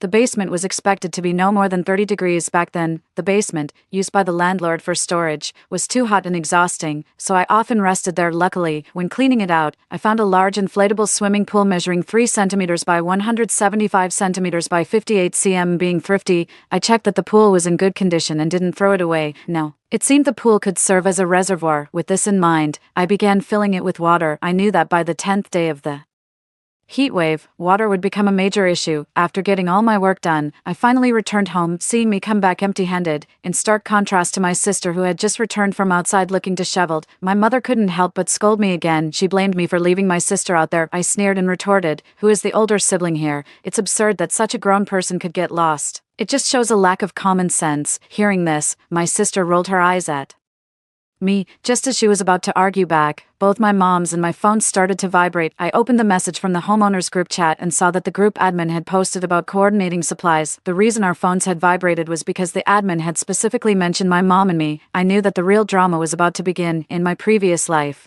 when the group admin asked everyone to log their stockpile of supplies, my sister didn't hesitate to list all the resources we had at home: 20 bags each of flour and rice weighing 20 kilos, over 100 kilos of potatoes and cabbages, and a refrigerator stocked full of various meats, along with instant noodles and other ready meals. Our house was not only fully equipped but could sustain us for months without needing to go out. After the message was sent, the group exploded with envy. My sister, ever so generous, declared that anyone short on supplies could count on her. In no time, all 500 members of the group were praising her kindness and beauty. Because of this, my sister ended up giving away a large portion of our supplies, and because of that, we became easy targets in a den of wolves. When supplies later became scarce, our home was the first to be plundered by the neighbors. At this moment, overwhelmed by the heat, my sister slumped on the couch. Her phone had automatically shut down due to the high temperatures while she was out, so she was unaware of the group admin's mention. Since I hadn't been in the heat for too long, my phone was still functioning. Ignoring me, she grabbed the towel from my mom, who was wiping her sweat, and walked into the bathroom saying, "I'm going to take a shower. It's just too hot." Meanwhile, I took out my phone and started to log the supplies: 20 bags of 20 kilo rice, 20 bags of 20 kilo flour, 10 boxes of Baixiang instant noodles. When I, just like my sister in a previous life, unreservedly listed all the supplies we currently had at home, my sister had just finished her shower and came out of the bathroom. Upon turning on her phone, she saw the long text I had filled in on the group chat. Additionally, there were strings of exclamations like, "Holy crap, awesome, room 1304 is legendary." Seeing this, my sister's face turned sour. She threw her phone onto the sofa and loudly scolded me. "Eleanor, are you stupid?" With a smile still on my face after reading the messages. I looked at her, genuinely puzzled, and asked, "What's wrong?" My sister, now laughing in frustration, raised her voice and asked, "What's wrong? You're asking me what's wrong?" And here I was, thinking you were smart, but then you go and do something this foolish. You just told them what we have stored. Doesn't that put us in danger? What if someone comes asking for supplies, or worse, breaks in to rob us? I had asked him the same question in a past life, but how had my sister responded? She accused me of being selfish, saying the high temperatures wouldn't last long and that it wouldn't matter if we gave away the goods for free. In the end, even my mom was convinced by her and joined in the accusations. Now, it seems she was aware of these drawbacks all along, but only thought of them when someone else was in charge, so I echoed the words she once said, starting to accuse her in return. "Sis, you've always told me to be helpful and honest. I'm just telling the truth here, and besides, everyone is inherently good, and the heat won't last forever. It's not as terrifying as you think. You always say that only those with a dark psyche think so ill of others. Don't tell me you're like that, sis." My sister's expression turned peculiar. She gave me a dismissive glance and murmured, "I was just speaking my mind. It's fine to be kind, but not foolish." She then joined the discussion in the group chat, ignoring me. By the end of the conversation, she had successfully taken credit for acquiring supplies, receiving a barrage of compliments from the other residents in the group. Immersed in the chorus of praises, my sister seemed to revel in it, but I knew what truly delighted her was yet to come. Just 3 days later, the temperature had soared from 46 degrees to 52.3 degrees. Many in the residents group complained that even the air conditioning was ineffective, and indeed, it was true. The air conditioner was running, but the air it blew felt hot. Sometimes, due to voltage issues, the air conditioner wouldn't start at all. The only way to cool down was to take a cold shower. I wasn't in a hurry to leave. Instead, I was waiting for the right moment. Even at night, when everyone was asleep, I secretly installed a hidden camera in a discreet location. Today was the day the source of sin would be revealed. Soon, people in the group started mentioning my sister and my mom, claiming they were running out of supplies and seeking help. They were willing to pay for them. Without waiting for my sister to reply, I mimicked her previous tactics and responded directly, "Why talk of money? We're all neighbors here, and as the saying goes, a near neighbor is better than a distant cousin. If you're lacking anything, just come to my house. Everyone faces hard times. Come on over, we have plenty to spare." As soon as the message was sent, many residents claimed they were short on supplies, and I agreed to help each one. Seeing the messages, my sister stood up and scolded me. "Eleanor, are you out of your mind, giving things away for free just because they asked?" I continued with an innocent look and asked her, "Didn't you say yesterday that we had plenty at home, and wasn't it you who said they were pitiful and that we should all stick together? Should we sell it at high prices instead?" "Sister, everyone's already so pitiable. Would it be too heartless to mark up prices?" While we were still arguing, someone knocked on the door. When the door opened, a swarm of people crowded out. You could tell how hot it was outside. Just walking from their homes to ours, they were already drenched in sweat. Although my sister was visibly annoyed, seeing a few handsome residents among the crowd, she willingly helped out. For every person who came seeking help, she handed out a bag of rice and a bag of flour, and even shared some of the vegetables and fruits stored at home. After the crowd had left, I checked and found that just from this distribution, we had given away half of our supplies. More people continued to arrive, and my sister kept generously handing out supplies. Some of the older visitors even called her a living saint. Last time, it ended with just enough supplies at home to last 10 days. When the temperature hit 52.3 degrees, the door was knocked on again. I knew that the most crucial visitor had arrived. Indeed, through the peephole, I saw the little boy standing at the door. The little boy was crying and knocking on the door, claiming he hadn't eaten for several days. He said his parents had gone out and never returned, and if no one took him in, he would die outside. But from the look in the little boy's eyes, I could tell right away that he was not a child, but a dwarf in disguise. At that moment I stopped. But what did my sister say? As she opened the door, she mocked me to our mother. "Mom, look, she's just naturally cold-hearted. Anyone who comes knocking must be from our building. What if they need help?" Not only did her words belittle me, but they also made the dwarf resent me, and he later took the opportunity to assault me. Now, seeing the little boy standing outside, I turned to ask my sister, "Sis, there's what looks like a 7 or 8-year-old boy outside. Should we open the door?" "A little boy." My sister hesitated for a moment, then said, "Let's open it and see what's going on." As soon as the door opened, the little boy darted inside. The little boy was named Jonathan. I have to admit, he did look like a child, with the hands and feet of a young child and a head not as large as those of dwarfs I'd seen before, except for his eyes. There was really no sign of anything unusual once Jonathan was inside. My sister continued to radiate her maternal glow. She not only brought food but also prepared chilled cola. While my sister was in the bathroom, I whispered to Jonathan, "You can see my sister likes you. Don't worry, she'll definitely take you in." Sure enough, when my sister came out of the bathroom, she announced her decision to adopt the dwarf. Having been told earlier that my sister liked him, Jonathan now looked at my sister with a different expression in his eyes. I knew that the upcoming drama would definitely be more interesting. Like in a past life, the topic of where Jonathan would sleep at night came up again. This time, I was the first to suggest, "Why don't we let Jonathan sleep with my sister, and I'll sleep in the same room as Mom?" Our home was a small 3-bedroom, and the smallest room, hardly 10 square meters, was originally my place. But after the heat wave and the start of hoarding supplies,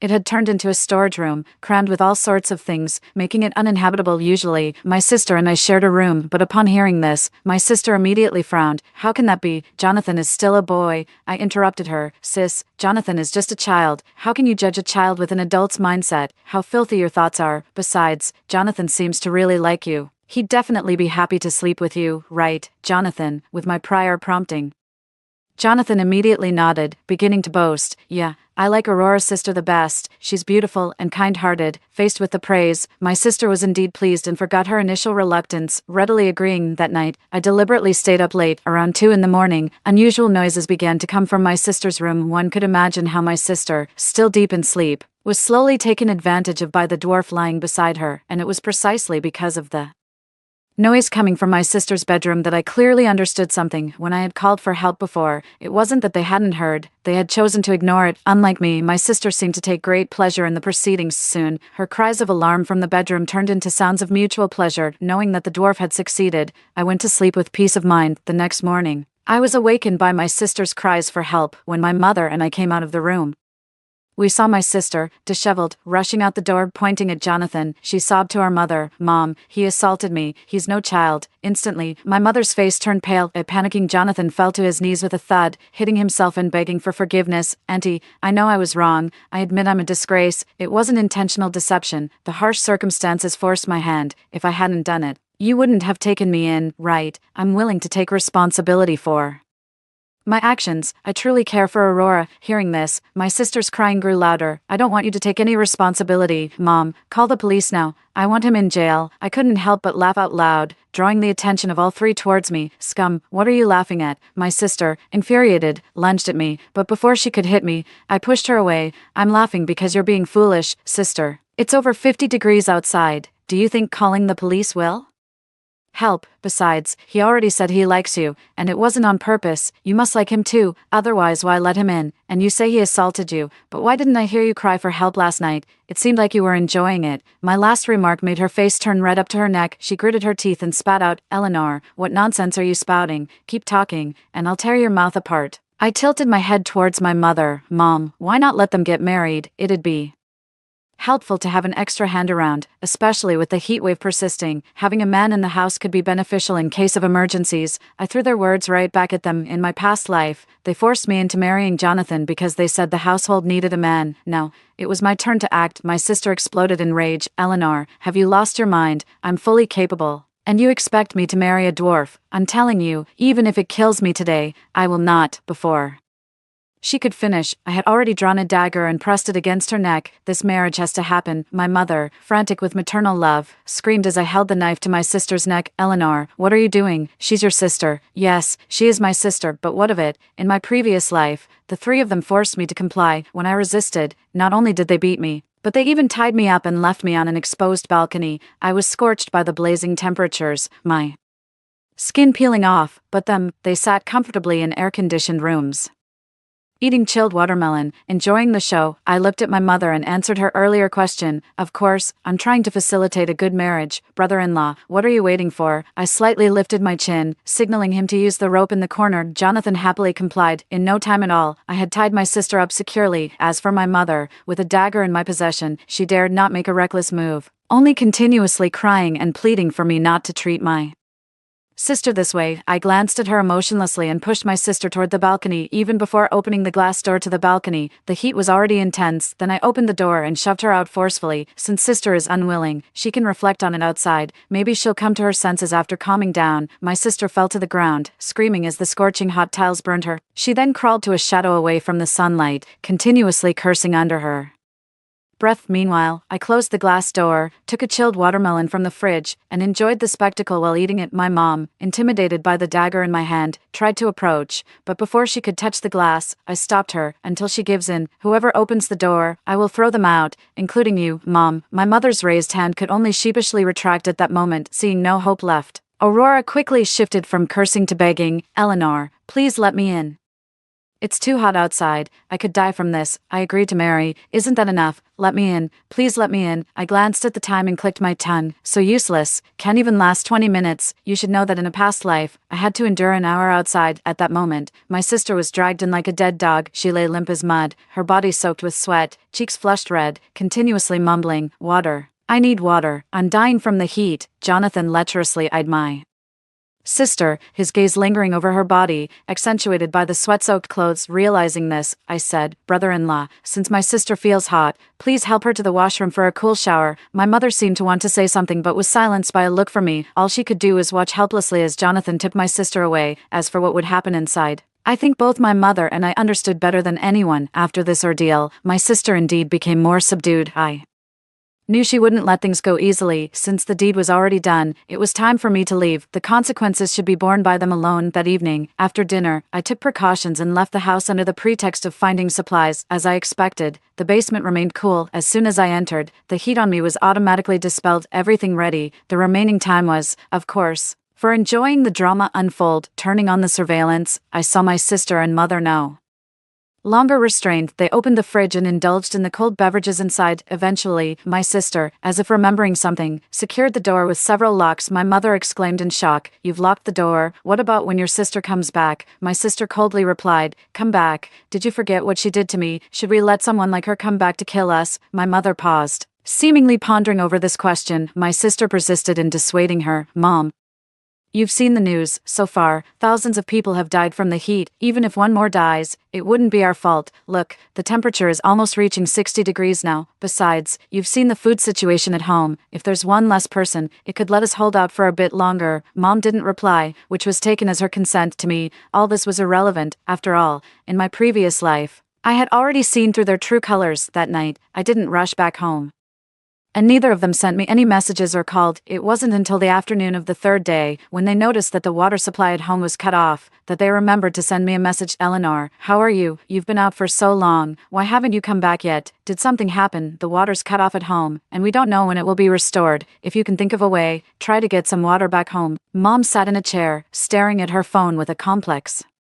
expression. My sister scoffed coldly, "Don't worry about her. She's probably dead outside. Better off dead. It's so annoying. The temperature keeps rising, and now the water's stopped too. We can't even bathe and everything feels sticky." I didn't reply to the message. Instead, I was drinking chilled cola, enjoying the air conditioning, and eating hot pot, watching the scene on my phone. I really wanted to show them how comfortable my life was now, but the time wasn't right. I turned off the phone and continued to enjoy my hot pot, occasionally checking messages in the community group. Some were glad they had stored water in advance, others regretted not having stored water at home. There were also sighs about people who chose to end their lives due to the lack of supplies. Only a few responses, and the number of people replying was decreasing every day. 2 days later, my sister and the others couldn't hold out any longer. They hadn't stored water in advance, only having some in the bathtub and a large fish tank at home, which still impacted their daily lives. Most importantly, their food supplies were also diminishing. Finally, my sister couldn't stand it anymore and dialed my number. To her surprise, I answered the phone after just a few rings. Hearing my voice, the first thing she asked was, "Eleanor, you're still alive?" I took a big gulp of chilled cola and responded with a nonchalant,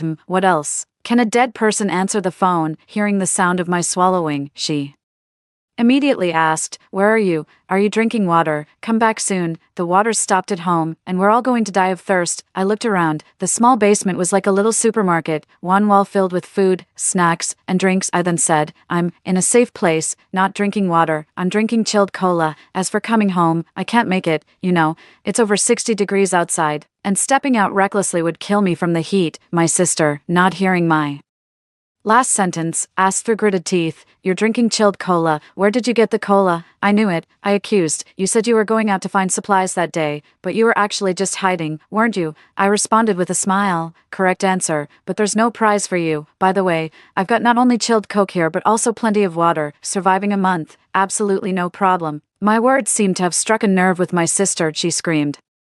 Eleanor, where on earth are you? You better tell us your location. Or Mom and I will never forgive you. I feigned fear in my reply. I'm so scared. What should I do, sister, with you talking like that? I'm even more afraid to tell you my location. What if you come and kill me? Mom grabbed the phone from her and tried to persuade me gently. Eleanor, we're really running out of water at home. Your sister and we've even resorted to drinking the water from the fish tank. If this continues, we'll either die of starvation or thirst. Mom knows you're still a kind-hearted child, right? I interrupted her. No, you're wrong. I'm just as bad as my sister said. Born bad. How could a bad seed possibly save you? You say you're running out of water. Well, it doesn't matter. You could always drink urine. Huh. I laughed loudly, but as I did, tears uncontrollably started to fall. Watching them descend into hell wasn't as satisfying as I had imagined, but I was certain this was the last time I'd be so weak. After laughing, I hung up the phone and, in one go, blocked all their contacts. I watched through the surveillance as they became frantic, yelling and cursing. Eventually, they collapsed from exhaustion due to conserving their energy, but the punishment was far from over. There were devils around them, and more were on their way. People in the group began to stir, resorting to all sorts of tricks for water and food. Some traded themselves for a piece of bread and a bottle of water. There were even suggestions in the residents' group chat that, in extreme water shortages, one could consider other sources given the high water content in the human body. As for my sister, she became another version of me from a past life. Jonathan came with a dagger, threatening her to use her phone to send a message in the residents' group, offering herself in exchange for a bottle of water and a piece of bread. Initially, my sister refused, but after being beaten by Jonathan, she had no choice but to comply. Men in the building began to frequently visit my sister's room, paying with just a bottle of water or a piece of bread. I watched the scene with cold eyes. I had been through all this in a past life. Though the person was a dwarf, he was surprisingly strong and agile, and with the help of Mom and my sister, I stood no chance against him. Those men abused me at will, and all I could do was silently endure, barely scraping together enough supplies to survive, even selling myself. I could only obtain just enough to keep alive. This life, it was finally her turn to endure it all. The scene did not last long. After just 5 more days, people stopped going out to exchange supplies with my sister. Some were unwilling to risk the extreme heat, and many more were simply running out of food and water. When they couldn't hold on any longer, Jonathan turned his attention back to my sister. He held a dagger to her, instructing her to go out and find supplies, or to find me directly for help. Left with no other choice, my sister reluctantly agreed. Who would have thought that within less than 5 minutes of stepping out the door, there was already frantic banging and heart-wrenching cries to open it. When Jonathan opened the door, his sister had already been sunburned to the point where her skin was peeling, and her face was as red as a boiled shrimp. Seeing that she had returned empty-handed, Jonathan pulled out his belt and mercilessly beat her. When their mother tried to intervene, Jonathan stabbed her in the neck's main artery with the dagger in his hand. Almost the moment the dagger was pulled out, blood sprayed everywhere. Yet, Jonathan didn't panic. Instead, his eyes revealed a sense of delight. He quickly began to catch the blood flowing from his mother, his face alight with excitement. I think my sister must have gone mad too. After being scolded by Jonathan, she quickly grabbed a stainless steel bowl to collect our mother's blood. The two of them, looking at a large bowl full of blood, laughed more joyously than ever before. The scene that followed was too gruesome, and I didn't have the courage to watch. When I turned the surveillance back on, my mother's body was nowhere to be found, and the room had been cleaned. They lasted another 5 days, and when I turned on the surveillance on the 6th day, my sister too lay dead on the ground. Like our mother, she died with her eyes wide open, as if in disbelief of what she saw. As for Jonathan, still holding the bowl, his eyes were red and filled with greed. Ironically, just after he had done everything, the sound of rushing water came from the bathroom faucet. The water had come back, and just like that, my sister had lost her life in vain. Watching her pale, unblinking face on the surveillance, as aggressive in her previous life and now two completely different people. Back then, she locked me on the balcony and whipped me fiercely. Barely alive, I asked the question that had always puzzled me. She told me with a laugh, "Who made you smarter? Who made you better than me in everything since childhood? Only by your death can I truly surpass you. No, dying like this, you got what you deserved." No, she is also dead. Unfortunately, compared to my previous death, her way of dying was much more merciful. The extreme heat eventually lasted a full 2 months. During these 2 months, the news reported daily on the death toll and temperature. By the end, the death toll had shockingly reached tens of thousands, but I knew that might still be an underestimate. After